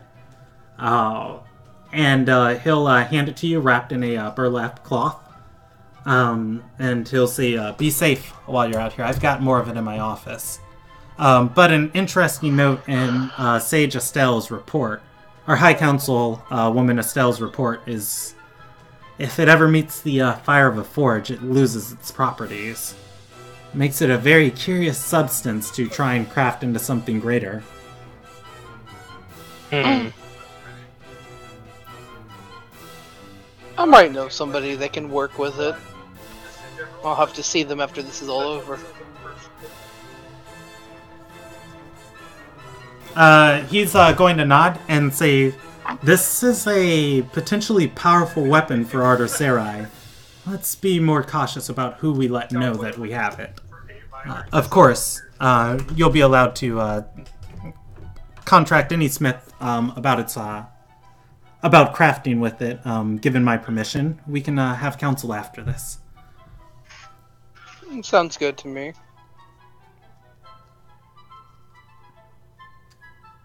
Do you have any information about resistances or vulnerabilities for the spirits? He's going to shake his head and say, "This area will be mostly shielded. They can't really get inside the keep for reasons we believe that there's more of this cold iron underneath it. If it gets particularly dangerous, we'll bring everybody inside, but for the most part, the castle should be safe." I'm gonna do a history check real quick for this guy, just because, in terms of if Marrow has seen him before and would know of. You can. It's going to be on the very hard scale. At DC. So with disadvantage. No. Each increment of the scale moves the check up by 5. You're going to be looking at somewhere between a DC 20 and 25 check on that history check. 19. Jami, Oof. looking at him, Ardor Sarai is a nation of humans, and it's very strange to see an elf in such a high position of power. But then you just saw Sage Anna Estelle, who is a elf, as a high counselor advising the magnate. So probably, whatever. But I've never seen him myself in terms of, like, I've never seen him talk with the Spy Mistress or with you have not. Kiro. You have not. Okay. Trying That's to all put I it needed to together, know. you can't get anything on this guy. Okay, that's all I needed to know. All right. What of people? So are they housing the normal citizenry, or is everybody just kind of fleeing? Yeah. So inside of the keep, you are going to. It's going to be packed with people, and those who can't fit are mostly just the soldiers that are outside, and then out of those soldiers, there's these elite soldiers being placed over the pit of cold iron. If it gets really bad, they're just going to shove. He just told you they're going to shove as many people as they can inside the keep. Before you guys knew that the keep was warded against the spirits, so. The keep, I rolled a percentage die on how prepared they were against this threat. They got a 97%. They are very prepared. They are not messing around. Good to see. And Nobody decided to take a leg day off. And what if anybody that decides to not come to the keep? You're asking Jami that? Yeah. Jami is going to say, "We've got a courtyard full of Nazram soldiers straight from Betrayer's Island itself. They specialize in fighting the undead."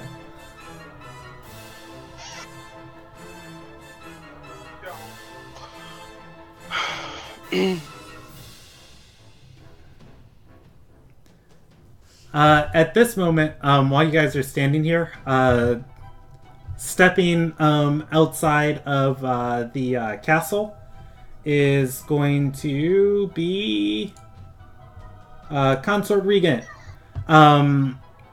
Marlena is going to be walking. She has no, as all of her entourage is out here, she's got nobody with her. No advisor is going to step out here with her. Actually, there is going to be one advisor willing to step out here with her. You're going like full robot. Oh, can you hear me? Testing, testing, testing, testing. Can hear you. You're just Okay. That might just be me. Yeah, I'll give it a minute before I continue. Testing, testing, testing. Can you hear me? Yeah. All right. Anyways, Sorry. Consort Regent Marlena is going to our Consort Regent Bertolf is going to step out here, followed by a single High Counselor, and as she steps out here, Johnny's going to look away from you at the magnate, or the Consort Regent stepping out of the magnate's keep into the courtyard, and he's gonna say, "If you'd excuse me," and he's going to move over to towards her. Yeah, I didn't catch any of that. You're still weird on my end. Am I still robotic? Yep, I can hear. Good for me. Okay. Hold on. Are you? I will. Yeah. Let Rob relog and come back, and we will see. I wonder if he quit Discord. All he had to do was disconnect. Hey, welcome back, Rob. And he's gone again. And we're going. Hey, welcome back, Rob.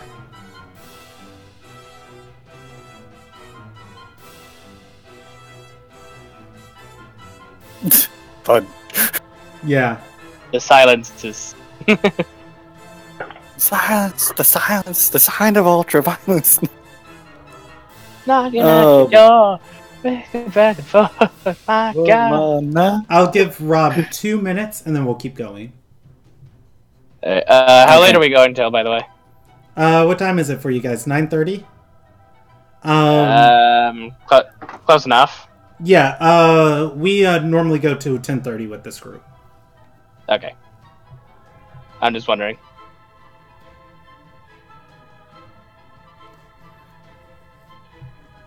Ugh.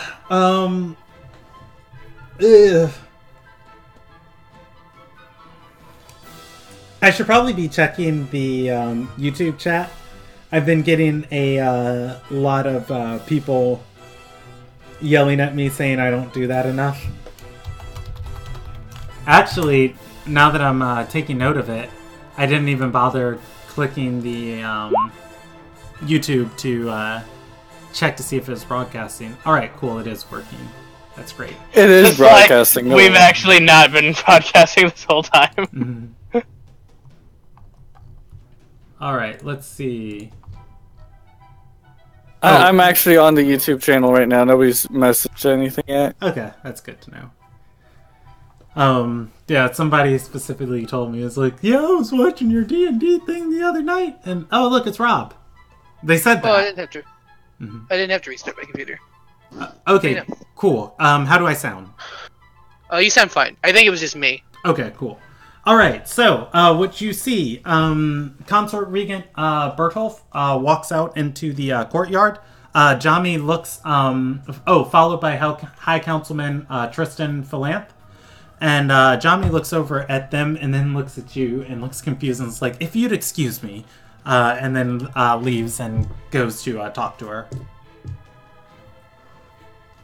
I will cast Mage Armor on himself and start stretching his sword arm, warming up, and try to stay within earshot of the important people. Okay. Yeah, if Rael's just like, kind of like stretching, jogging around a little bit, listening to them, Jami walks up to him and it's just like, Council Regent, you really should be inside where it's safe. The spirits can't penetrate within the keep. I know we have it packed, but just bear the discomfort. And she's gonna say, it's not about discomfort, it's about inspiring my men. And Tristan is going to speak up, and High Councilman Philanth is going to speak up and say, Diviner Orson, I've already warned her of the dangers of being out here, and she insisted nonetheless. So I decided to come out here and provide what services I can to keep her safe while out here. She's going to laugh and say, "Boys, I've fought on Betrayer's Isle before. This is a walk in the park." And at about this point, she's going to get to the encampment of the soldiers that are outside. And she's going to call out to about the 24 of them that are still left here. And say, "All right, soldiers, listen up. Claws of the Dragonspire. This is just another day for us on Betrayer's Island. Remember everything you know about fighting ghosts. Watch out for the possession. If you're aren't using your main arm, don't even bother against them. Hide for cover. The visage, look out for any shouts or screams. If anything's permanently affecting you, we have clerics afterwards that can cure you of it. Keep your will strong. And those of you with weak ones, fight next to the ones even stronger. If any of you need inspiration, look to me." They are all going to nod. Everybody just kind of like casually taking up an arm, looking towards the storm. It is about this point the storm starts spiraling down and touches base with the mountain. As it does that, Marrow is going to take off his bow and just kind of hold it. Just kind of drawing the string, checking its draw strength. Okay. As you do, the spirits are going to just kind of like, as they hit the mountain, and that tornado storm of spirits just kind of swirls over it, just like a rolling wave or fog cloud spreading over the land from that point. This just gray mist is going to start rolling towards the city, down the mountainside, over Old Ardor, through the city proper, to the river, and then from over the river, eventually hitting the shores of the Palace District. And this is about, 10 minutes of just like looking and watching and the speed that they're moving. And then as they're moving, I'm going to do a survival check to see if I can give any call-out warnings of what kind of spirits they are and what they're going to be weak to. Okay. If we had time... Well, actually, no, you said it was already... I assume they have Hollow already up, don't they? In this main courtyard, you can assume.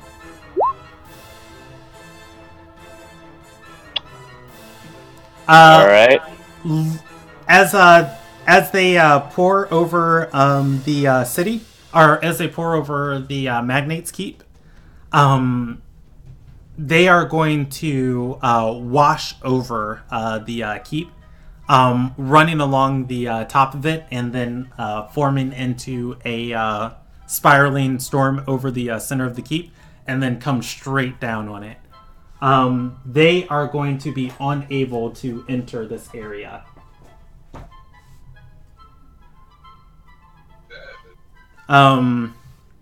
As this is happening, Jami has backed up to the door of the Magnate's Keep. All these soldiers are looking up at this and just like, these wards holding? And everybody's just kind of like on the edge of the seat. Nobody really saying anything. Eventually, they blot out the sky. Father A's, chill. I my- want to note this. How is this check? In terms of, like, can I figure out what kind of spirits they are yet, or no? Go ahead. Oh, I was going to say, like, I'm specifically looking, like, for, like, distressed spirits or any that might look like banshees, or I would have this kind of knowledge. Yeah, Would that be a religion check, or...? Yeah. Each of you can roll me a religion check. You're not going to get it on a survival. It would be Oh, much closer check. to closer to religion. I suppose I can Okay. ask for advantage since I have knowledge of this. Well, this storm is kind of like a new phenomenon. And just like looking at these spirits and what they're doing, how they're acting, you would know, well, Father A would know that these are kind of echoes of spirits. You see warriors in them, you see faces of citizens, but you don't really see anyone sentient like you would like a Terai.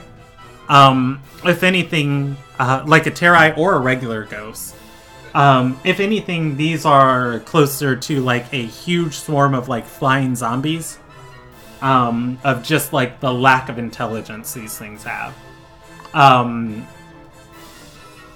For Alma is going to know that these things. This is going to more echo. This is going to more echo. What he felt from Renal, is that these are being controlled, and more so maybe even animated. But you don't really recognize what they are or any like type of these spirits. And same thing on Marrow. He's not going to be able to put any of this together of like what type of spirits these are.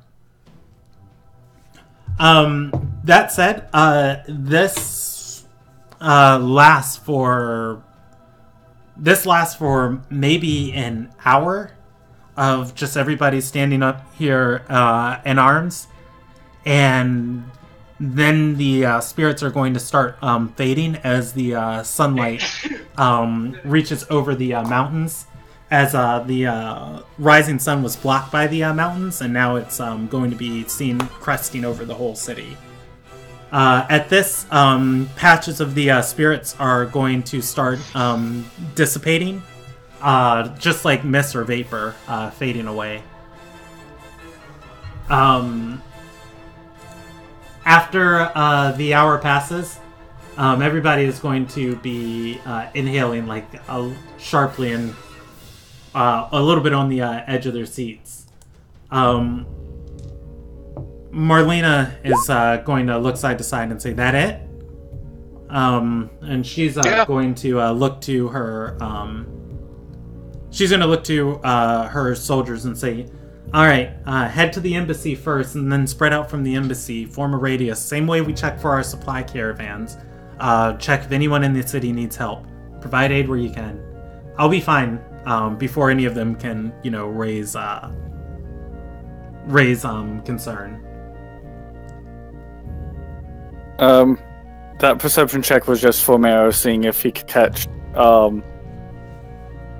if it was the light itself that was causing it, or were they being called back? That's not something you're going to be able to tell on perception. Well, I mean, judging just from where they are, I'm just going to assume that, yeah, they are... He probably only has either limited control or, it's... Actually, I would like to make a religion check on this. Like, can I? Yeah. Would it be religion or investigation? On what you saw, I would say it would be... Basically, I'm kind of saying, like...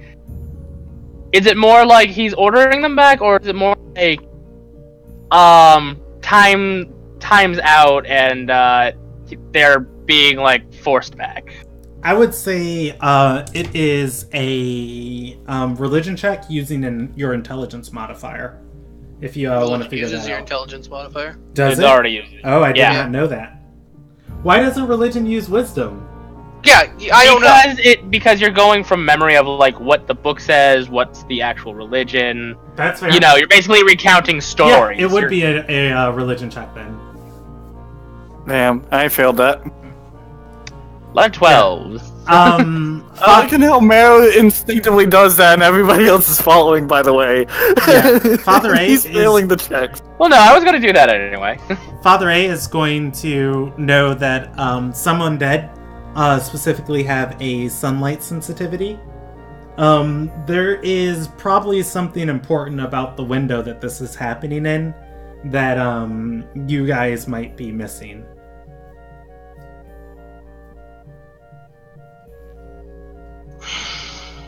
Same thing on Riel.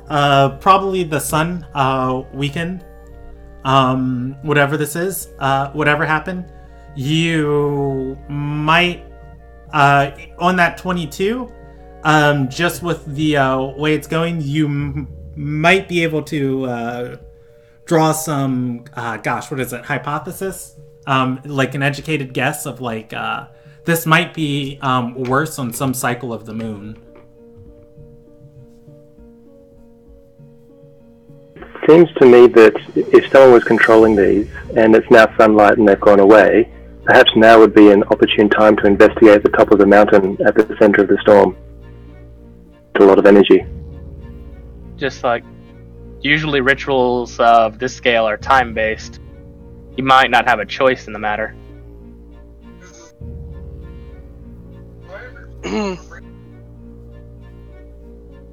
Yeah. But the sunlight seems to get... It's the matter of the sun that gets me. If daylight was an issue, why not just do it in the middle of the night? That's what I was... I just couldn't tell whether or not I was being pulled or not. Unlike you all. Close to a chapel. Someone prime that. As someone... Arrow just kind of slowly putting away his arrow, putting the string over his chest, kind of having it hang over his shoulder.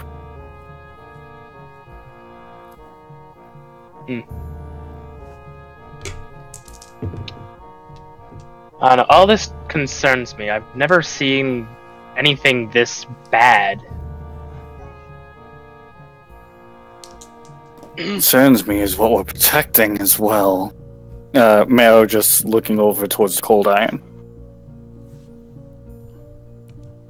While you guys are there, you're gonna hear this booming voice coming from Jami, and he is going to say, "Citizens of Ardor, just please bear with us as we make sure your homes are safe to return to. We've warded the castle against any spirit incursion or any intrusion. This is the safest place for all of you to be right now. Once our forces and Nosram have cleared the palace district, then they'll work on the city proper."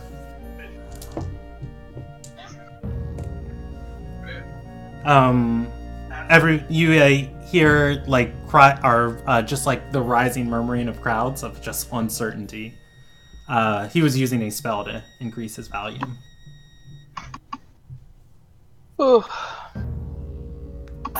What? No, Mero would not do that at this moment. Mero would not do that at this moment. But the timing is interesting. The other thing too is it's every 10th day. Mero would know this information because of where he's from. How often is the lunar cycle in this world? The months are 40 days long. The lunar cycle happens on the 30th of each month. Or rather, what lunar cycle the full moon starts on the 30th, and it starts waning at the through the next week. Okay. I think that's the term. Waning? Yeah. Yeah. Yes. Wax on, waning. You're on the second month of the year. It is the month of Hunter. The months are not based on the lunar cycle. The months are based on the celestial sphere, the stars in the sky. Okay. But yeah, Mero is just I'm just asking this for lunar information because I know a little bit. Because Mero being probably that he would know that by default. Where's Yeah. Jami? The months are based on what constellation is directly overhead during that time of year. Yeah, I know. Jami is inside the doorway of the Magnate's Keep. This would be Ariana's throne room, or what was left of Ariana's throne room. And inside of here, it's just going to be like jam-packed with citizenry, like shoulder-to-shoulder crowds, people on the second floor. And he's just talking over all of them with his cantrip. What were you asking, Wolf? No, there was nothing. I was... Okay.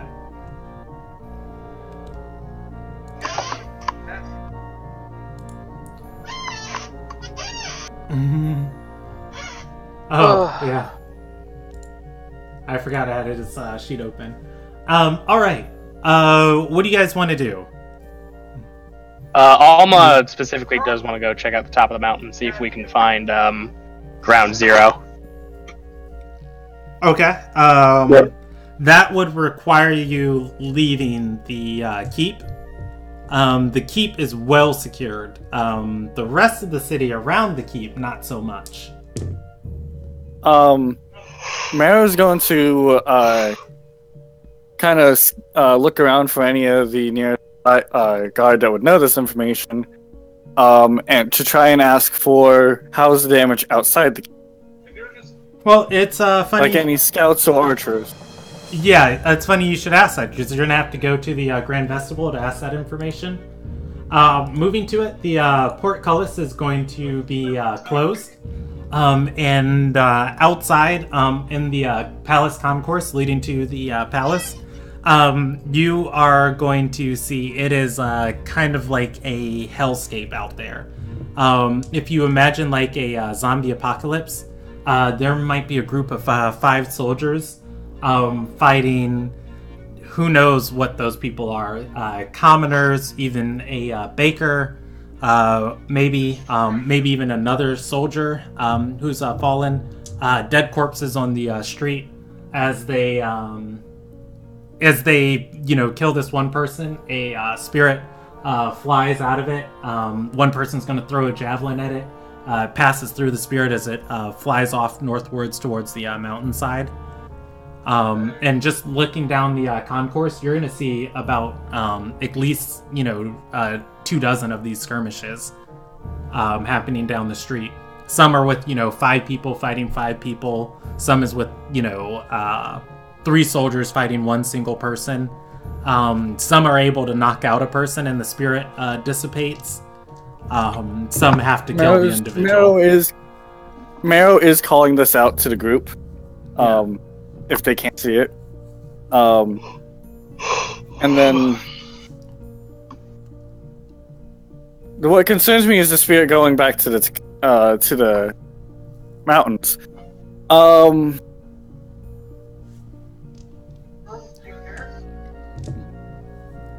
wait, I'll go over to Maro.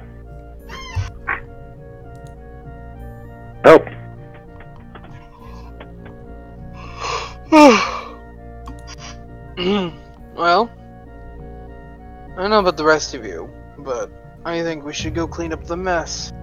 So, I'm in control of Johan for now on, so I'm changing his spell list of what he would have prepared. And Okay. Isn't Johan a paladin? He is a paladin. He can't change his spells. Yeah, at a long I know rest paladins point. can cheat. Yeah, it's like paladins do the same thing clerics do. Yeah. They know everything available to them. They just can only prepare, I think, their charisma plus their paladin level of spells. There is specifically something I need to see if he has that he would be casting right now. While you're checking that, Yes. Maro is going to take a look around and see if he can find any birds. Just any birds that are nearby there. just nearby that is standing on the rafters that would be here? No. So right now it's the ending part of winter for this part of the world. It's not north to south that is the equator. It's northwest to southwest. So where Arter is positioned, it gets pretty harsh winters. It would be closer to like a Illinois or I don't know geography. Okay. Yeah. I get you. There's not gonna be no everything's snowbirds migrated. Yeah. Sorry, say what he's looking for? I was looking for a bird to do a scout so I can get a quick information of where the most danger has hit. I will summon his familiar from his dimensional pocket, which is an owl. Okay. It didn't seem safe to send him out with lots of ghosts around. Relatively empty, then scouting shouldn't be a problem. As you guys are talking about scouting, Johan's watching these soldiers on the street, potentially kill, knock out, or fight commoners. And he's gonna say, there's a better way to handle these exorcisms. Let me out there. He's gonna begin arguing with a guard before finally the guard lets up the portcullis once the soldiers handle everything that's immediately nearby. And Johan is going to dip under it, running out into the palace concourse. Before Johan goes, he's going to run back to Father A and grab his arm and say, hey, I know you don't like me, but you're just going to have to deal with this one. And he's going to cast Remove Curse on Father A. Under Ice Curse! And he loses. Running into... Come on, let's help the dwarf. Besides, if that's what it looks like here, I need to get to the city proper. Wow, follows. Marrow's gonna follow behind as well, this time getting his quarterstaff and saying, Alma, I'm in charge of watching. So at least stay by my side while we run through this. Very well, please lead the way. Alright. And do you guys want to handle these as micro encounters until you get to the city proper? Sure. Wait, do I need to get to the city proper? Father A wanted to head to the city proper. Johan wants to stop these people from... I know what Johan's goal is, and I know what my goal is. I just wanted to double check, because I wanted to go see Galay. You haven't talked to her this week. So you're not certain where she's staying. Now would be about the time things could reopen in the city proper if it wasn't for this ghost storm. Okay. Wait, would Marrow know where Kiro would be hiding? Kiro is in a city south of the capital. She wouldn't be in this. Okay. Well, anyways, then that would probably be the way to start then, because... if I don't know any better, that's where the Chappa Chup is. Mm-hmm. Alright. And... yeah. Marrow's just gonna call out to Rael saying, if you can... Let your familiar fly as far as it can get a wide enough scout, and report back to us, whatever. And if you can, tell us where the worst place is hit, so we can take care of that first, or as soon as possible. Alright, I get a chance, I will. Everybody go ahead and roll me initiative, and we'll just handle this cinematically. Until it becomes a point that it is relevant for us to go on a grid. And we'll just use this initiative over and over again. Got a natural 20. There it is. Yeah, you got 16. Okay. Alright, so the first one was Johan's. The second one I rolled was Octavia's. Why didn't Johan's name go to his roll? That's weird. Okay. Yeah. Maybe I need a setting toggle for that. I don't know, I'll figure it out later. Anyways, winning initiative, and I have a sheet of paper here, scratch paper I can put this on. Great. The nat 20 is going to be Alma. The next highest is going to be Mero at a 16. Johan at an 11. Father A at a 10. And Rael at a 6. And Octavia at a 5. Cool. Alright, so, running out of here. The first person that you are going to encounter, you run down the Palace Concourse, past several buildings. The guards have started moving through alleyways and clearing that. As you guys are running down the concourse, you're going to notice a person who has killed, and you're going to notice a group of probably about 6 dead bodies, and out of it there is one bloodied person with a knife in hand, looking towards you. They don't appear to be at all in control of their facilities, or even making any normal facial gestures at you. After getting sight, they're going to run at Johan, who would probably be leading this party, dagger in hand. Alma has 1 initiative. Alright.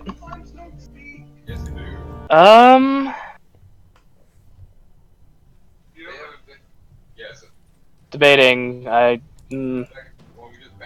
I want to kill this guy or do I try to save him? Johan is screaming, "Save him!" Johan has his shield up. He looks ready for this guy. Yeah, I wouldn't worry about Johan. Just, don't kill whoever this guy is. This person in front of you looks bloodied, by the way. They look like a commoner. It looks like there are just a lot of them that overwhelm the guards. Right. Oof. I don't think I have any... I do not have, remove curse on me. I did not prepare that. You can ready an action, to... Or you can just take the dodge action. I'm going to cast Ray of Enfeeblement on him. Okay. Go ahead. I believe that's an attack roll on your part. I think it's a save on his. Okay. Let's see. Let us see. I'll roll that save. He rolls a 14. Creature within range. Beam. No, it's a ranged spell attack. So, what button do I press for that? Just roll 1d20 and add your proficiency bonus plus your wisdom.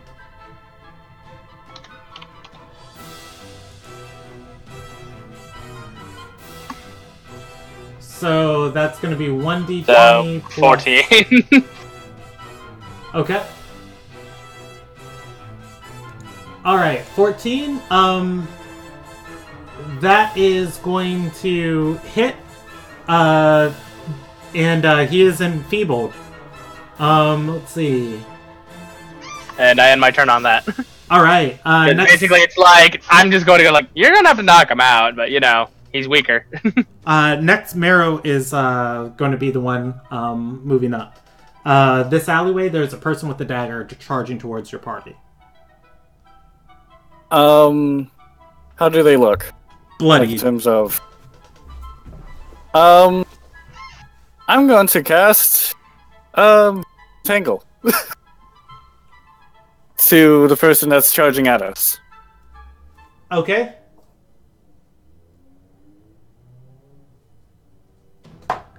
He's going to fail that strength saving throw and be knocked out. Or not knocked out. He is going to be restrained. That is your turn. It is Johan's turn. Johan's going to run up to this guy and hit him with an extra attack. Ooh, I rolled the first and it's 4. That's actually not gonna miss a commoner. So that 4 is going to hit. He's going to deal 11 points of non-lethal bludgeoning damage. This commoner passing out. Johan is going to look up at the spirit as it retreats out of its body. Evens. Alright. The spirit is floating above this thing's body. Above this person's body. That is one of Johan's actions. His second action, he's going to swing his warhammer, and he's going to smite this thing if it hits. Jumping up and smacking at it. That 13, I believe that it is going to hit let's pull this up super quick so I have it open.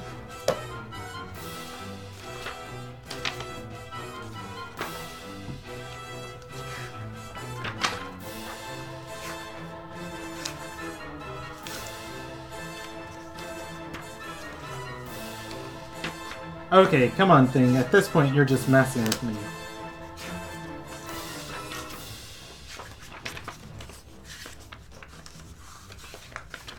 Alright.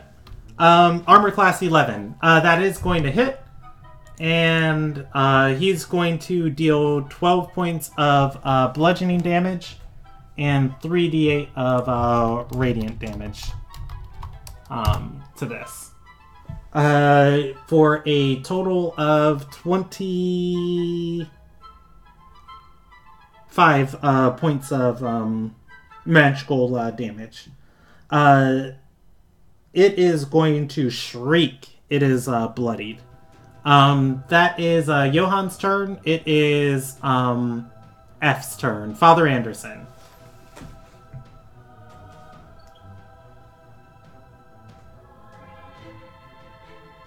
Rob. There is a spirit floating above a not unconscious body over in front of Johan. I'm gonna run up and punch it a few times. Alright, roll me an attack rolls. It is bloodied. 15 hits, 14 hits, 23 hits. 6 plus 7 is 13, plus 8 is 21. 21 points of damage. This thing is very bloodied. It entered initiative at 4. Let's see. So it doesn't get a turn yet. It is Rael's turn. Oh, firebolt it. Alright, hits. Roll me damage. 10 points of damage. That is going to kill it as this thing bursts into fire and then disappears. Johan is going to say, "Whew, nice job, let's go." Moving on down the street. You guys... yes. Marrow is going to keep an eye out for any buildings that were A, rated as they're running, or B, possibly having an inhabitant inside of them. Okay. Turning onto the next street, you guys are going to see a series of 10 encounters. Each of the guards seem to have these in control. However, it does look like they do have to use lethal force here. Johan looks panicked, and he is going to start sprinting towards the nearest one.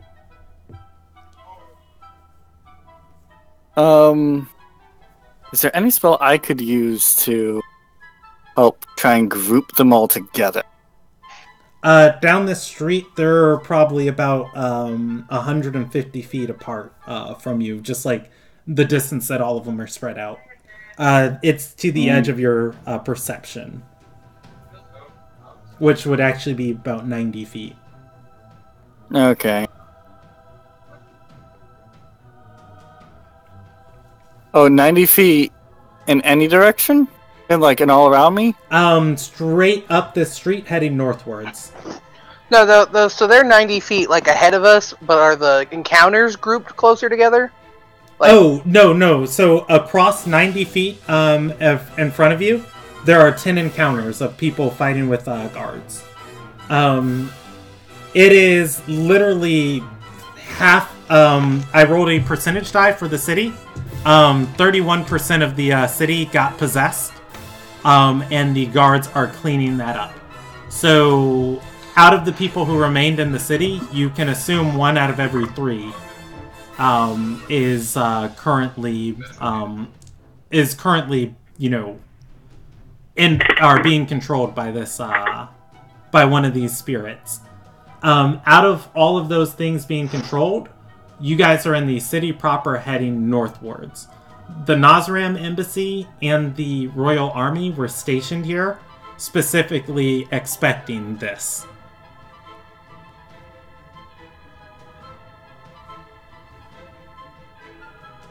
I don't have any good grouping spells. I just have good spells to deal damage in a group. I mean, I'm just gonna... At some point, Octavia is going to say, Johan, we can't focus on every single group alone. Let's get to the Calcul office. Maybe they can help. I'm just gonna leave Johan at this point. It's if you want to help them, fine, but we got things to do. Do not worry. Death is a nice place. Johan's going to wave you by and say, I didn't expect you to follow me. I'll save everybody I can. Get to the Calcul office and tell Katrina where I'm at. That's all I need to hear. Mara's going to cast Entangle one last time on the closest person to Johan and say, just as a last bit of, do your best. Johan is going to nod and twirl his warhammer, running off. Do you guys want to head towards the city proper? Yeah. All right. Yeah, I mean, that's my goal. Yeah. We will do this as events. Go ahead and somebody in the party roll me a flat D20. On it. Okay. What is it? R /R? /R. 5. Okay. 5. That's good. Heading through the city proper, you are going to so the tiers of we're not in the city map. Here we go. The tiers, the city proper is tiered, and so much as parts of it overlook the lower port sides of the city. You guys are going to be able to get to a place that's high enough overlooking the bridge into that goes across into the Forge Ring and then the outer parts of the city proper. And you're going to see it is just this hellish landscape around you of, people fighting people, swords ringing in every direction around you of the central island of the city. But looking across the city, across the river, it doesn't even look like it looks peaceful in the ruined part of the city.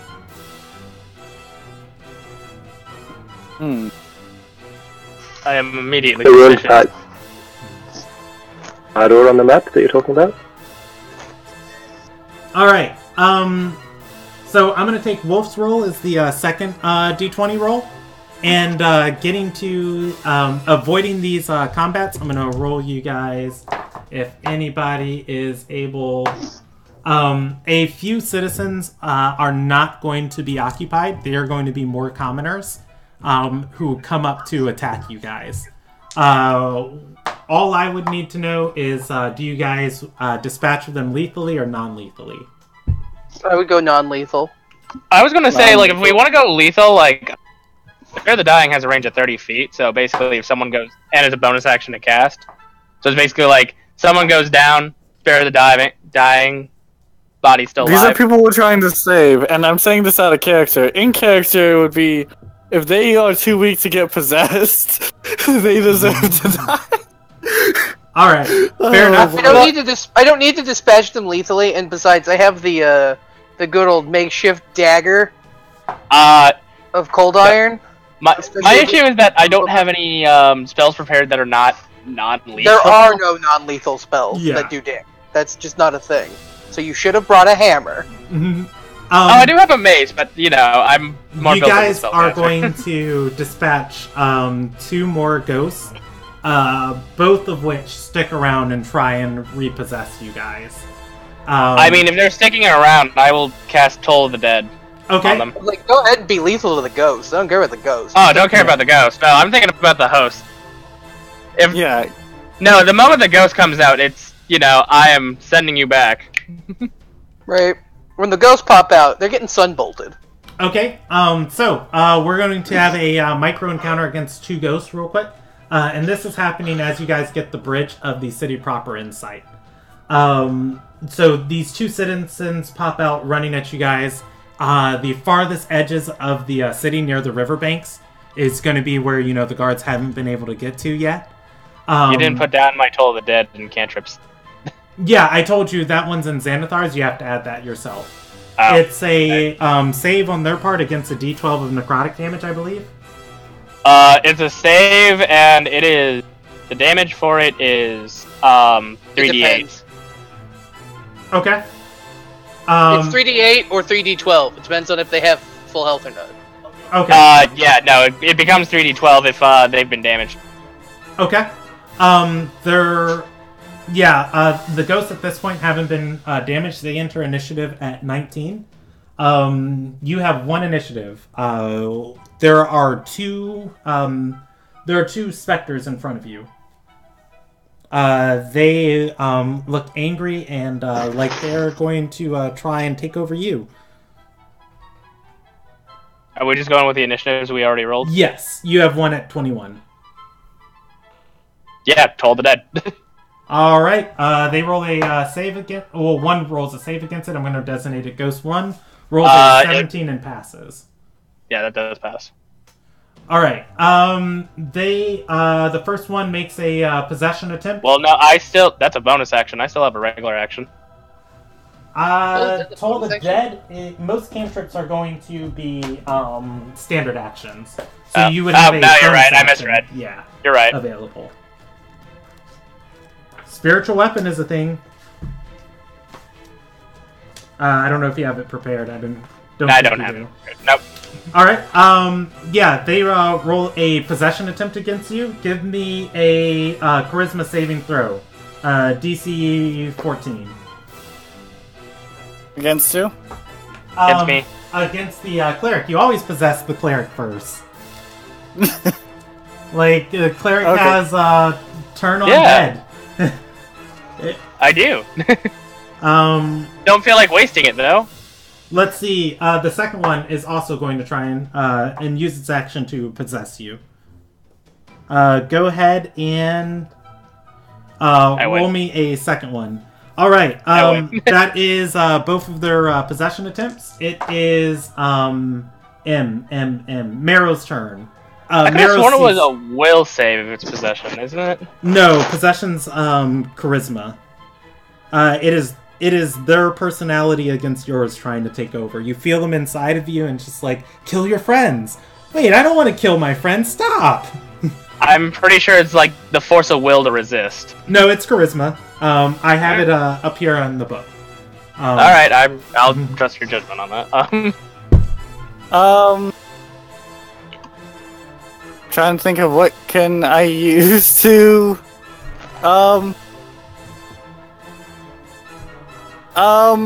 you know what? I'm going to do, this spell. Okay. Yeah, Fairy Fire? Are they close enough that I would be able to hit both of them? Yes, you would. They fly into your cleric and pass through, landing on the square adjacent to them on either side. Any cleric in the area when the spell is light for the duration. All right, so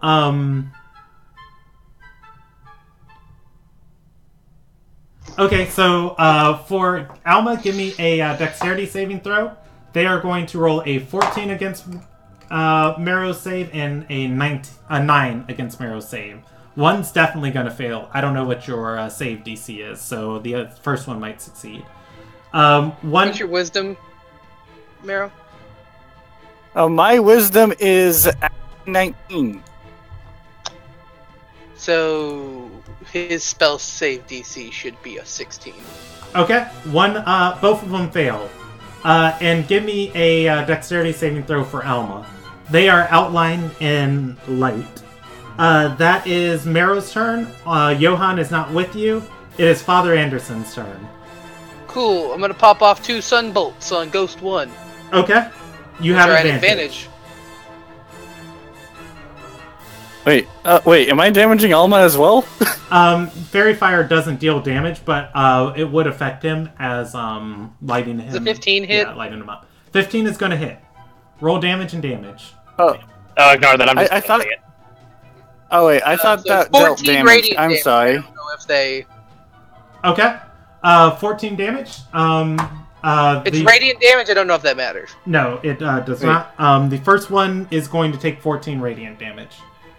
And then I'm going to spend a key point to Flurry of Blows, specifically to pop 2 more Sunbolts at Ghost 1. Okay. So that's going to be... So. Oh, it basically... Okay, so that gave Rob advantage. Never mind. Yes. Yeah, which is super handy. I didn't see his attacks. That is going... Okay, that's good. That's so I did a grand total of 24. You have bloodied Ghost number 1. It is Rael's turn at 6.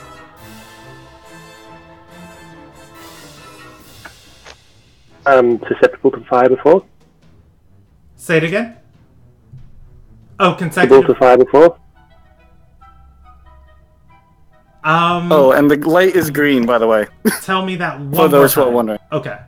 Tell me that one more time.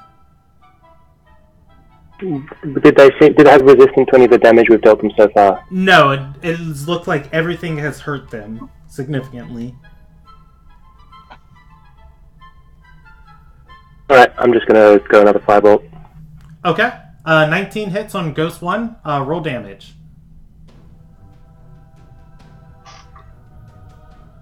Alright, 16 points of damage. That brings its total damage up to 31. Ghost 1 is very bloodied. Ghost 2 hasn't been damaged. It is Octavia on 5 initiative. She is going to... Let's see, 6th level...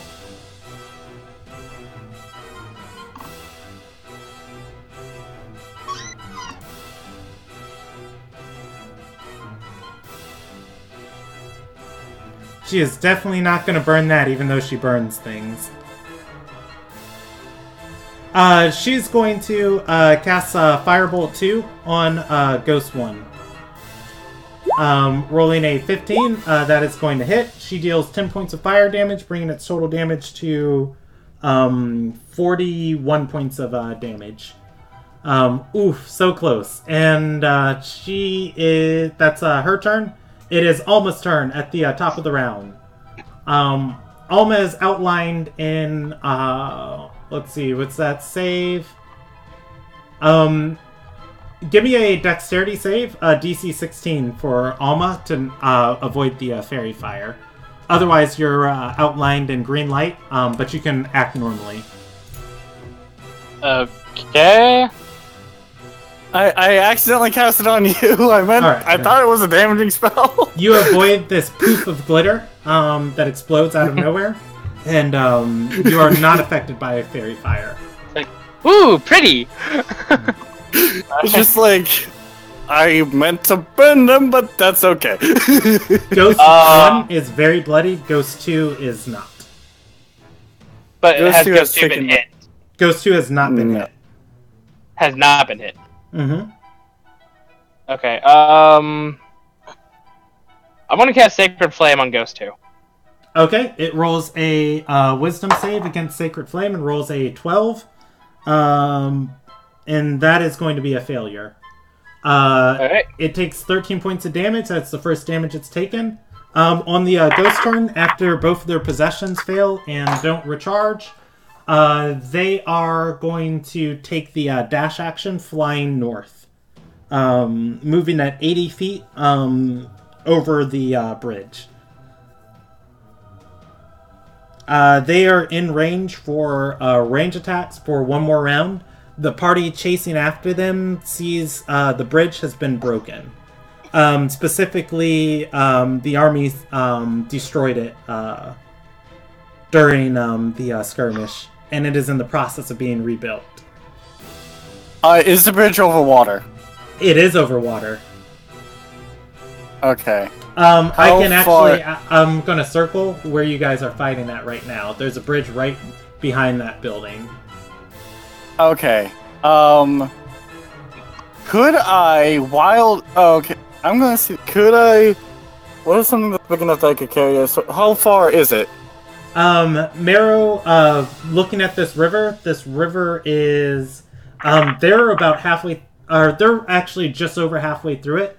The river is probably going to be about 90 feet wide. It is a large river. Hold on. I need to take a look at the animals I can do. Because I'm thinking, could I wild shape into a creature that could swim and... Oh wait, I'll wild shape into a bear and carry two people. You can turn into a two people of the crocodile. party. Oh yeah, crocodile too. I'll turn into a crocodile and carry each one over on my back. Okay, you can turn into a crocodile. That is a bonus action for you. Standard action. You can ready when somebody jumps over your back to move across the river. Yes. You can carry one person per round. It is Father Anderson's turn. These ghosts have ran across this. Well, they have fled north. You guys try and chase them. The bridge has been blown up. So wait, so hold up. So can I not... So I mean, they dashed 80 feet. Mm-hmm. How many feet away? So is it a full 80 from me, or? Yeah, from you, it would, yeah, we're just keeping the party grouped together. You were right next to Alma as he was possessed by these, or attempted to be possessed. So they're going to be 80 feet over the river. The bridge extends for about 35 feet into the river, and that's about as far as you can go. It is being rebuilt from this side to reconnect to the city proper. What's the gap? The gap, I'll roll a percentage check on the Masons on how much they've done. 8%. I'm going to say to the other side of this bridge, it's going to be a good 50 feet. Well, I can't jump that. I'm a crocodile right now. I guess I'm on crocodile. Can you hit them with your sunbolts from this range? I can't. No, my sunbolts I think only have a range of 30 feet, and I can't. All right, you run, jump down off of the bridge into the water below.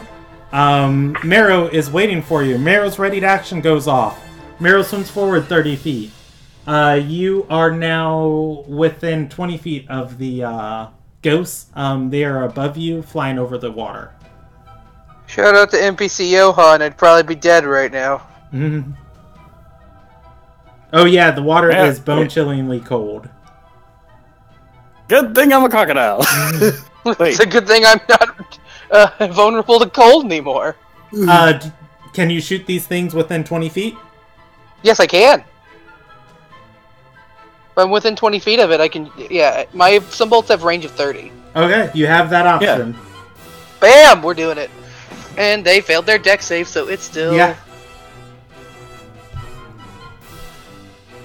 Both are going to hit. Roll me damage on the first one, and I'll tell you if it redirects. 7. So that is going to kill the first ghost. Ghost 2 has taken 13 points of, radiant damage.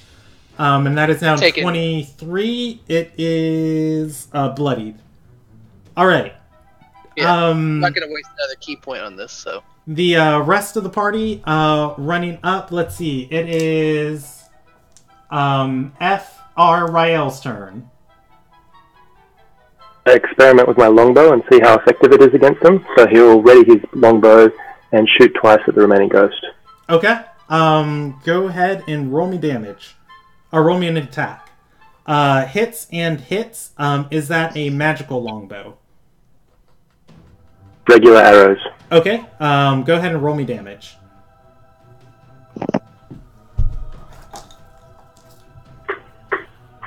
Okay. Your arrows seem significantly less effective than the magic. It doesn't seem to slow the ghost down. It has taken, let's see, 13 plus 9 is 22. Plus 2 is, or plus 4 is 26. It's taking 26 points of damage that you guys know about. It is not bloody. That is, that one's, or that's Rael's turn. Octavia's going to run to the edge of the bridge. And Rael is standing here. That's the only ally other than Alma. Octavia puts her hand on Alma, or on Rael's shoulder, and she's gonna say, "Oh, this is gonna be fun." Grabs him, and if he is willing, she dimension doors to the other side of the bay. Yep. All right, you guys appear on the other side of the bay as the ghosts are coming towards you. She's gonna burn 2 sorcery points and cast a spell as a bonus action. Or a single ghost coming towards her. She casts Scorching Ray and shoots 3. That's the first one. The first one's going to hit on the 13. The second one hits on a 28. And I'm sorry, I didn't click the advantage, so the third one hits on a 26. And she deals 3 rays of damage. Dealing 10 plus 8 is 18, plus 9 is going to be 27 points of damage, bringing its total to 47.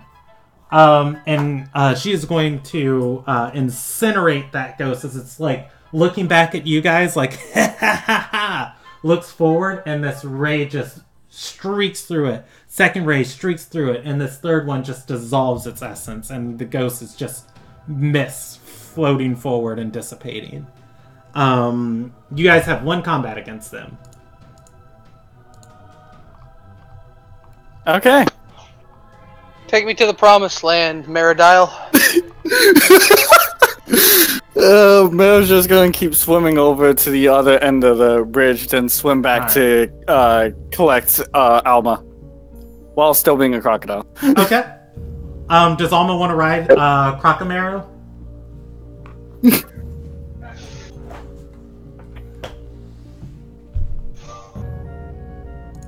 Jackal. What? Does Alma ride Crocamero? Yeah. Okay. All right. So, you are all in the city proper. While they were getting ferried across, I would want to send the owl out to scout and to see if there's anything nearby. So Rael is sending the owl out to scout. Rael is going to see a bone-chilling sight. The city proper is completely calm. No skirmishing anywhere over here. However, everybody that's been possessed on this side of the town is calm, and they're walking through the streets, and they are all walking northwards. And you guys are going to notice this too once you're on the other side. That everybody is just like kind of filing northwards out of the city. Those who are possessed. They're not stopping to fight you on this side of the city. What people are we talking about? Hundreds? On this side of the city, no, nobody would really want to be staying on the city proper. So you'd see like 1 person, 2 people, 3 people all together. Let's see, I'll roll a D100. All together, your owl, just from like a bird's eye view, is going to count at most about 90 people. Sounds like whoever's behind this storm is recruiting living bodies. I suggest we imitate them and follow along. Can your owl get a view? See if there's indications of them that would give any indication without risk getting attacked. We're just going northwards.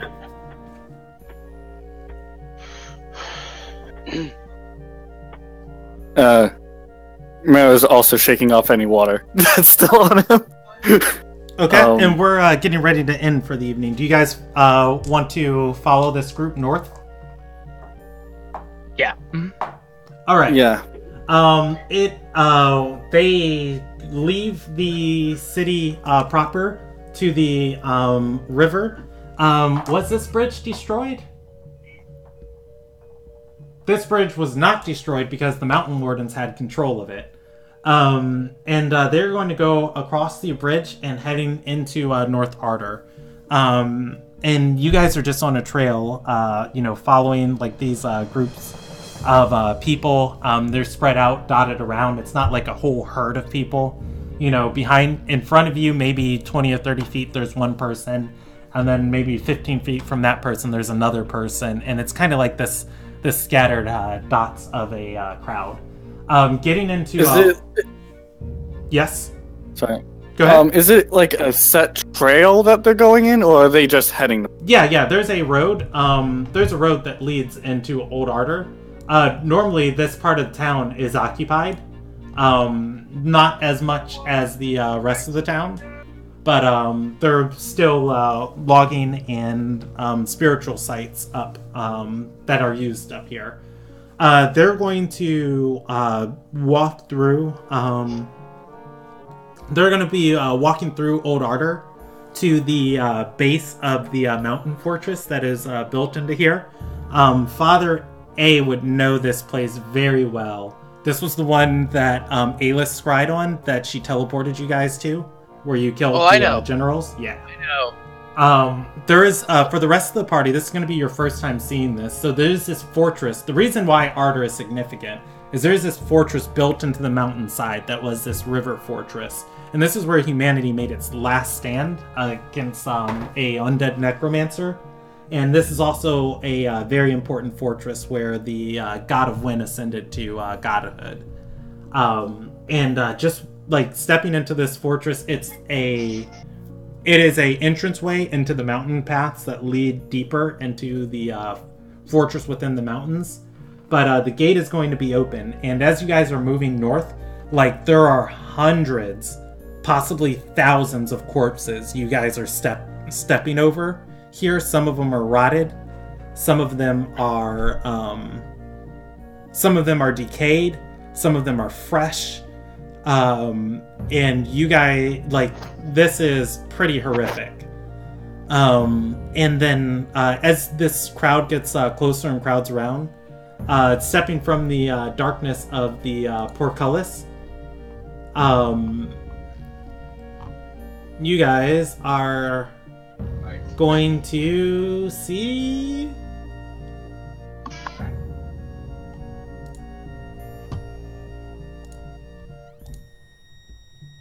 hold on. I gotta close this because it won't let me show it to you while I have it open. You guys are going to see this small dwarf step out from the darkness and look amongst the gathered crowd and say, this motherfucker. And he is... Do you know him? he speaks and says, "Your goddess commands you to die." Everybody listening dies. Amongst the party, if you guys have stuff, and then this will roll in for the night, and we'll pick up with combat next week. Because you guys are going to be the only ones standing, probably. Alright, listen... See, this is why I wasn't okay with this. Because so many people just died. Needlessly. Listen very closely effortlessly, to... And, you know what? No, this is fine. I'm going to be able to take out some weird proxy anger when I devastate this dwarf. Alright. If you have 50 hit points or fewer, you are... everybody give me a charisma save. Oh, we weren't done. I closed the window. Okay. Yay! Yeah, I didn't know the spell had a save against it. Alright. Octavia is going to roll one. It's not going to affect her. Let me come back. Oh! Oh, wait, it only affects people who are like 50 or below? Yeah, it has certain things, so... Oh, okay. Wait, no, I I'm not, beat I'm it not automatically. 50 or I'm below. 69. I'm not. Okay. I'm at the 60, so I don't need to do that.